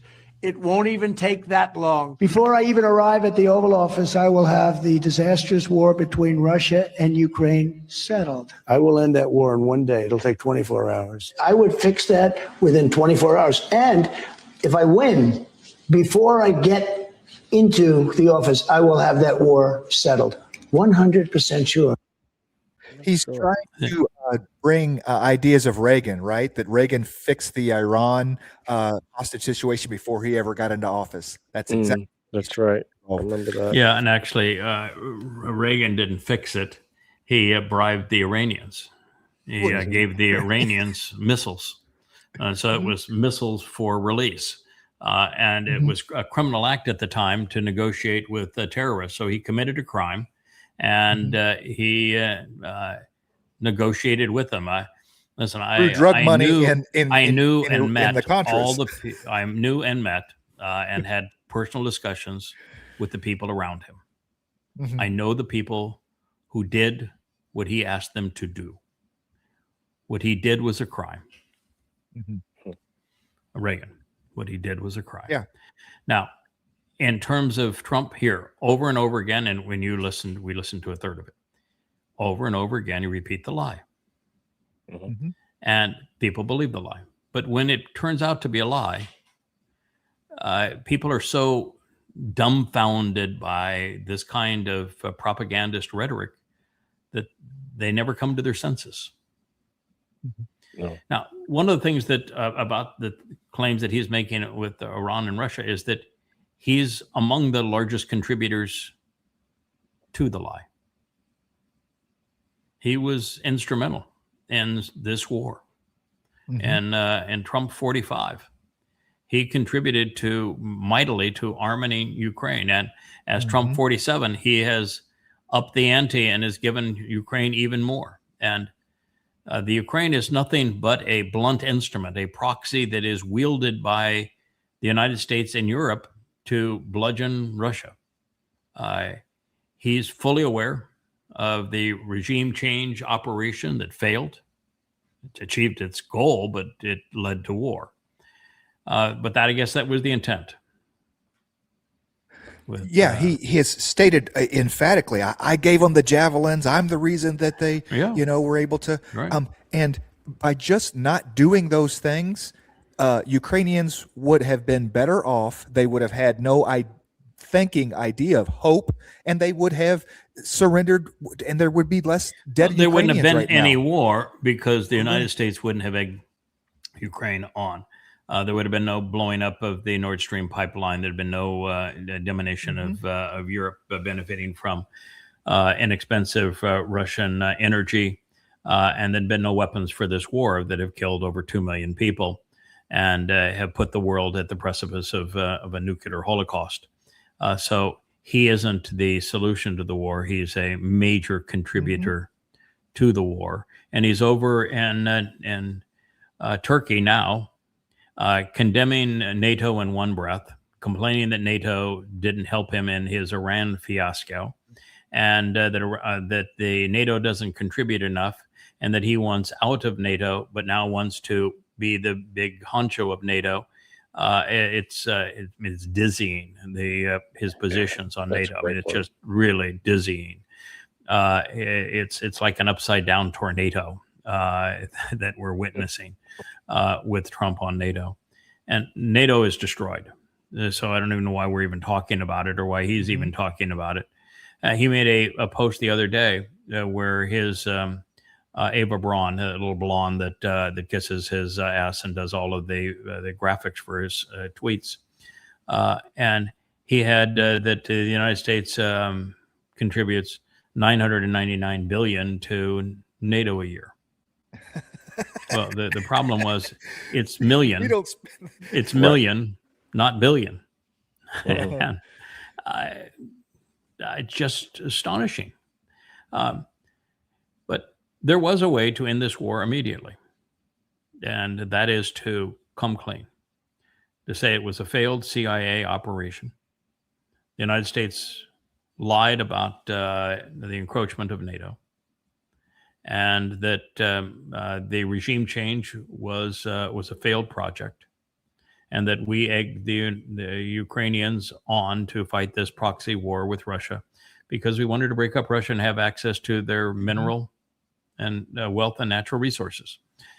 That's why they war with Iran too. We would just tell the truth. Truth is good. Try it sometime. And say it was a bad idea. We should never do it again. And we're no longer going to fund it. And so we are now in a position where we have done so much damage to Russia and to the ethnic Russians in the east of Ukraine and the south of Ukraine, that we're no longer in a position where we can just say to Russia, we're sorry, but please go away. Yeah. That time is long over. So we're going to have to make a major concession, like Ukraine will never be part of NATO. There'll be no more NATO exercises ever in Ukraine. We're going to stop arming Ukraine forever. And that the ethnic Russian territories, whether conquered or not in Ukraine, are part of Russia now. That is what you would have to do. And but you'd have to come clean and say, we lied. And the aggressor here was the United States sponsoring the Ukrainians. And if you'd done that, you could have solved this war that has been so damaging to the world and led us to the precipice of nuclear holocaust in a heartbeat. But right now, we're looking down the barrel of a nuclear exchange between Russia and Europe. And because this clown is such a nincompoop between Russia and the United States. And it's not going to be millions of people that are going to die. It's going to be billions. Yeah. That's you had a post the other day about the decentralization of Ukraine's war manufacturing. I mean, people having parties soldering drones together in neighborhoods and how that these people, every Ukrainian is involved in the war effort. And I'm like, pick your bottom, people. Just stop. It's not like Russia's coming to conquer you. Russia just wants you to stop killing Russians in the Donbass, letting Nazis kill Russians in the Donbass, and they want to sell you cheap gas. Why are you continuing to fight this? Because everything around you is crumbling. Yeah, because every time they fight it, you're the disappearing man there. It's really weird with that background there, Will. But you can see and what I am up against here. This is for real. That's really a bookshelf behind me, and it is really mine. And I really am sitting at my desk. The Russians cannot lay down and play dead. They could not have allowed NATO to continue to encroach. They could not allow the blowing up of the Nord Stream pipeline to go unanswered. They could not have responded idly by when the United States perpetrates regime change in Kiev. And then to have that regime change armed by the United States to go torment ethnic Russians in the Donbass region, which is exactly what happened. Russia's not in a position where they can deal with that. Russia has had Nazis on their border, and it cost them 25 million Russians to defend themselves and to maintain independence of Nazi Germany. They're not playing that game again. And you can say whatever you want, but Russia isn't going to go down that path. And now that the Europeans have been aiding and abetting the Ukrainians flying drones and missiles into Russia. Russia either has to defend itself or there will be no Russia. So I know that Putin does not want to destroy Kiev. He doesn't want to conquer anything other than the ethnically Russian areas of Ukraine and he is going to now establish a buffer, which he has now in the north and in the south, and he will also in the east. But he does not want Ukrainians. He wants ethnic Russians to be part of Russia, but he has no interest in Ukrainians. He knows them. They disgust him. No one does. Yeah. No one wants them. They are of the Christian disgusting. world. Yeah. They're like the fakestinians. Nobody wants them. Israel doesn't want them. Egypt doesn't want them. Jordan doesn't want them. Saudi Arabia doesn't want them. Nobody wants them. And the same thing is true with ethnic Ukrainians. They have a long history, and it's a disgusting history. So he doesn't want to destroy Kiev. He doesn't want to have to go to war with Europe. He wants Europe to be a customer. And yet Europe has given him no choice. The Ukrainians are giving him no choice. And so and yet the propaganda point is going to hit the Putin. fan soon. Otherwise, Russia will have no credibility left. And you need to understand, in Russia, the guy that is being blamed for all of this is the guy that is the most reluctant to escalate the war. The one that doesn't want to escalate the war is Putin. He wants just to go slow. And this notion that you see now in the Atlantic and the New York Times and other periodicals, the Economist, that Russia is losing is absolutely insane.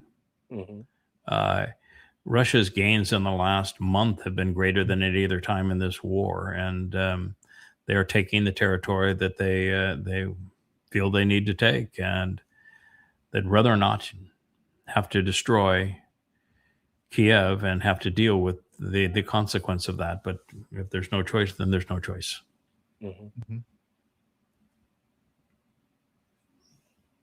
If you did a man on the street interview, people will tell you that, because they believe propaganda, they will tell you that Putin is a conqueror. He has it's going to be part of a long, steady march into Western Europe, and just none of that is true. But that's what's being sold, and very bright people talk in those terms. And as soon as you go down that road, I don't even really want to talk to you, because you're which you have to be an ignoramus, because you are not paying attention to the overwhelming evidence that says exactly the opposite. And that you don't even know Russia, where the only issue that Putin has with the Russian people is he's been too slow to respond to maintaining Russian sovereignty and dignity. And so that's his only problem, is he has been too slow, and he is slowly now losing gradually some of his support for having been reluctant to take the next step. And I understand, you hold Europe accountable, and that's going to come with a consequence. But you don't hold them accountable, that comes with even a more tragic consequence. And the same thing is true with Kiev. You either hold them accountable, or you'll pay a vicious, terrible price. And most people now realize that Putin's strategy was a failed one. Putin's strategy was, we will outlast the Merz, the Starmers, and the Macron. And Starmer is gone, and he may have been the dumbest of them. The very fact is that what the UK has put up was no better. And so he thought he would just outlast them, and then there would be some sanity to Europe, and they'd all get along, and they could do business together. That was his hope.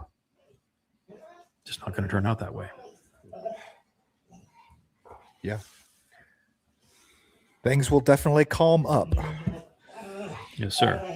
I have dogs that have just... Go ahead, and we need to get to the next slide here. We're too long on these slides. Just make one comment. If you were trying to chisel Satan's identity in a graphic or stone, that would be it.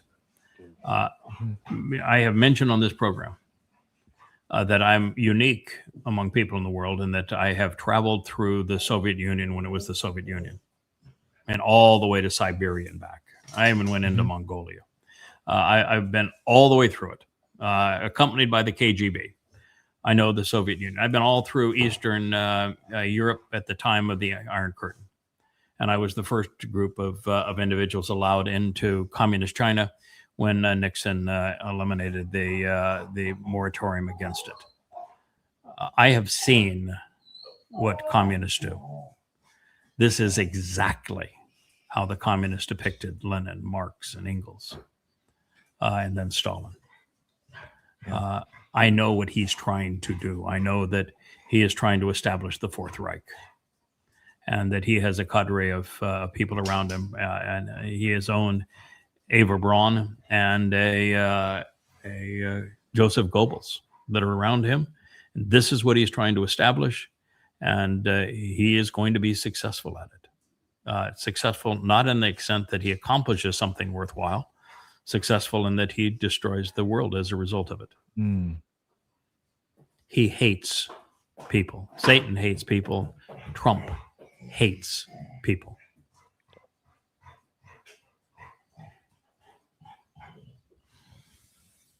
Yeah, the old argument, you can win more friends with a drop of honey than you can with vinegar. And this is more vulgar in that it's the fly on shit and the bee pouring out some honey.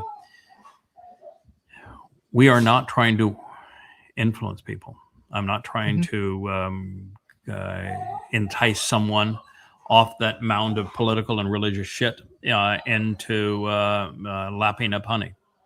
I will condemn the mound of shit, and I will proclaim the benefits of the honey. But what you choose to do with it is up to you.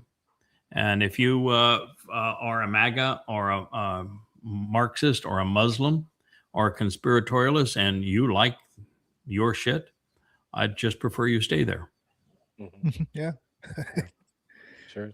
Don't get on my porch. I don't want your poopy paws on my porch. Yeah, my wife's favorite line: "Get off my porch." Poop off my porch. Yeah. There are so many accounts, and I think there are actually one account that is phone driven. This is an atheist account, and it comes in many different flavors. We took on 2 of the flavors yesterday. Here's a 3rd flavor, and they promote their atheist agenda at various levels. Here they're trying to promote it to the dunderhead. This is being promoted now to the person of no intelligence. The reality here is that this is not a depiction of who was aboard the ark. The 3 sons were adults with wives, and there were no giraffes and monkeys sitting out, and the ark wasn't a tiny little boat of this character. There were no floating giraffes or elephants. In fact, there were no giraffes or elephants, period, because the region that was flooded is strictly Mesopotamia, from the Black Sea down to the mouth of the Tigris and Euphrates rivers, where humans with an Osama lived. And so none of this like this happened. Yeah. And there's no understanding of what happened. Look, there's Uncle Charlie and Aunt Emma.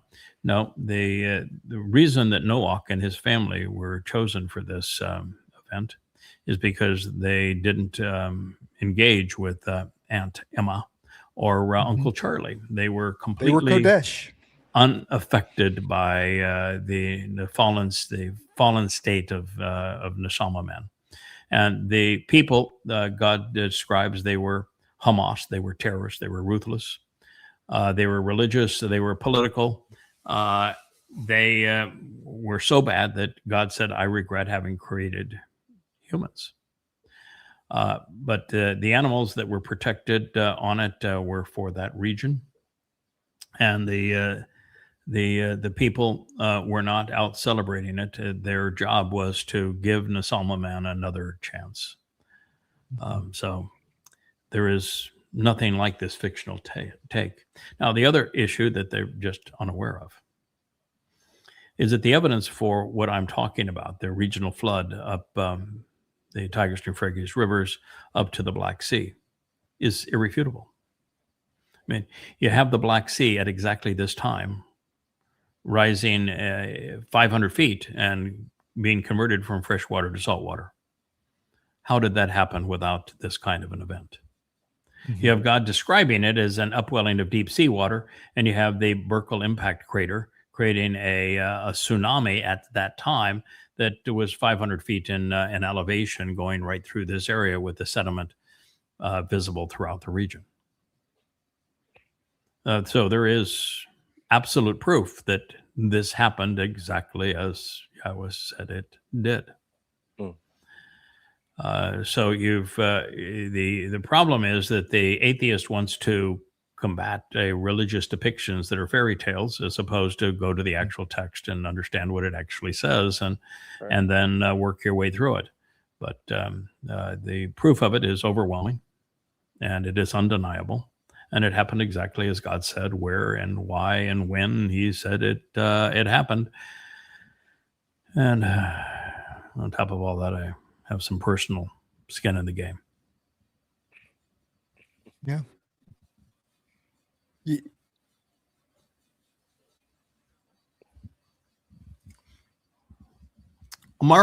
America, we speak English because it's the language of our founding, and for 1,000 years, it has been the language of freedom. Sure. All right.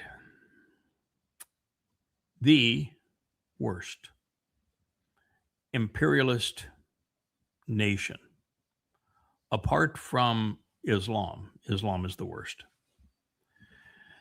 But the second worst to Islam is the UK and its imperialistic imposition on countries like India and China and many others. And so it was never the language of freedom. It was the language of oppression, was English. The only language that is more oppressive than English would be Arabic, because of the influence of Islam, where there were 200 million people killed in the first 100 years of the Islamic era. And there are 55 countries still enslaved under Islamic apartheid. But second only to Islam, the UK, Great Britain, was a tyrannical, oppressive, apartheid, colonialist power. And it was the language of subjugation, not freedom. So it's something to keep in mind when somebody says something that's stupid. By the way, the English that we speak today, as opposed to Anglo-Saxon, is only about 500 years old. So you got that part wrong too, but that's a rounding area by comparison to the overall belligerence of your historical ignorance.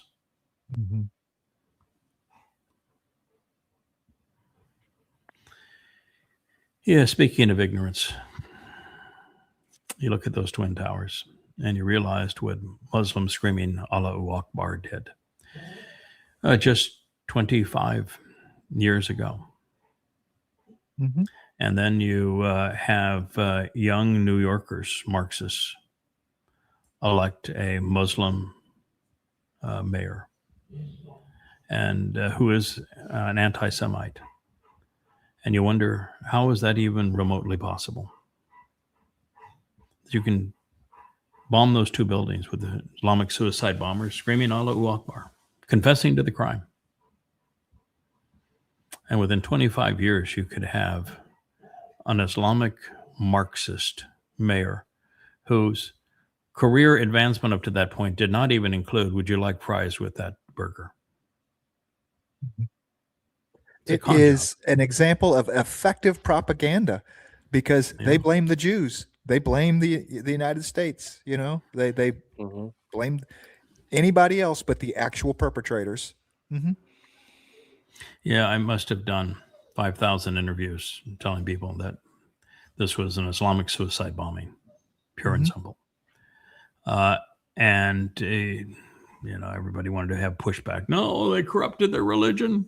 No, they didn't. They were living their religion exactly as is written in the Quran and Hadith, and as Muhammad lived to the religion. They were the best Muslims, not the worst Muslims, and that's an irrefutable fact. Mm-hmm. Yeah.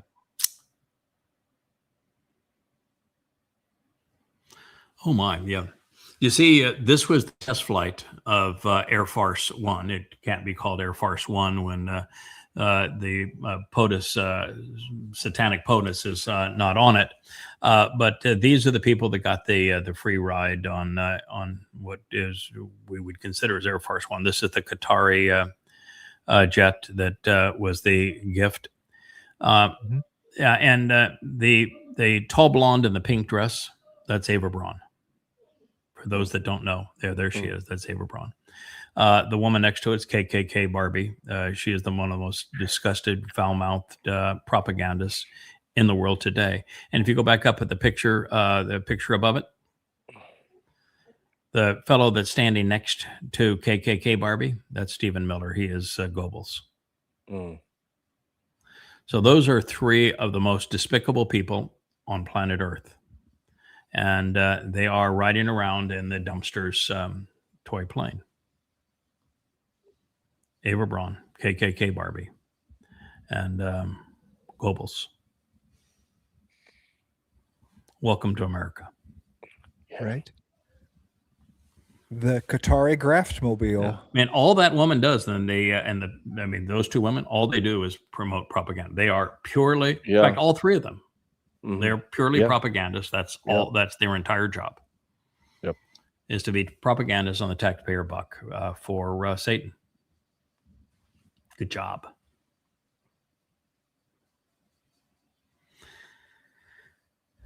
I've shown this picture before. He's the president of Iran's parliament so he was the signature on the other side. It was total surrender. And Trump, after having failed and having to have to surrender to Iran, has now broken his promise. So what do you do now? And Iran, you can see him holding this up. Okay, so I've got Donald Trump's signature on a 14-point memorandum that says America surrendered, and we get all of these things, including continued control over the straits, and we can do whatever we want to in terms of our nuclear program, except we can't go make or buy a bomb. But otherwise, we can do whatever we want to do. And America owes us not only $350 billion, but also removing all sanctions and acknowledging that the control of the Strait of Hormuz stays with Iran. And that checkmated Israel in the process and said that Israel can't engage in any war against anyone in Lebanon, Gaza, or Yemen, or Iran. So it checkmated Israel. And yet they knew that Trump wouldn't honor it. That's why the expression on his face is, okay, here it is. And he took a picture of all 4 pages of it. And here it is, or 3 pages, whatever it was. We've gone through each of the points. And we've gone through each of the point, actually blowing up the ones that was signed by Donald Trump just to make certain that we had it correct. Total capitulation by the United States. It was a surrender document. And yet he won't even honor the terms of his own surrender. Mm-hmm. This is scum. Yeah. And Iran knew it. They, what they're chanting in the streets now is that MOU is worthless. Trump's promise, his commitment, his word, meaningless. Mm-hmm. America, no one trusts you anymore. You're a lying scumbag. You have a broken military.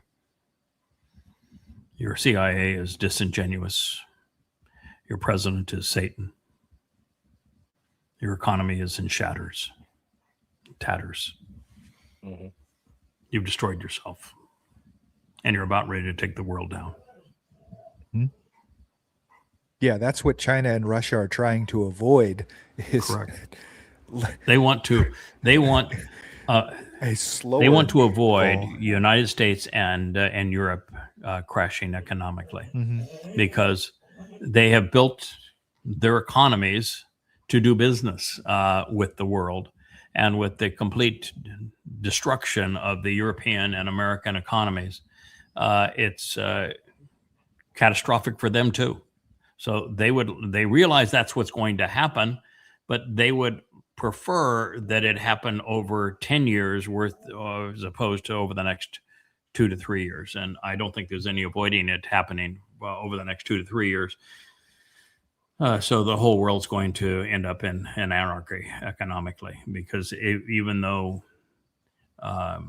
China is independent of the United States and could survive the United States, the fall of the United States, if you combine the fall of the United States, the fall of the EU, that's a lot to absorb, and for the rest of the world to step up and have a viable economy around these two anchors. So they're trying to actually prolong our demise as opposed to aiding and abetting it. Mm-hmm. Yeah. Yeah. It's absolutely true. Yeah, I'll be here in 2028 and even in 2032 too. The first part of that is true.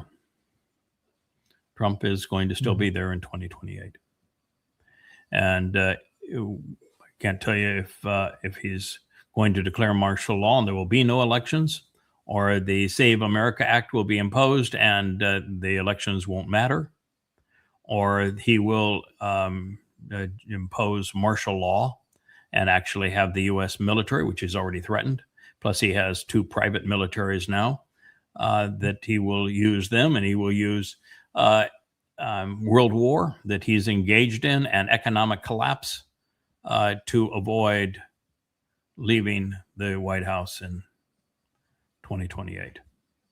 Yeah. But he will not be there in 2032. The prophets have spoken. He arrives in Jerusalem to present himself as the leader of the world in January 29th of 2030.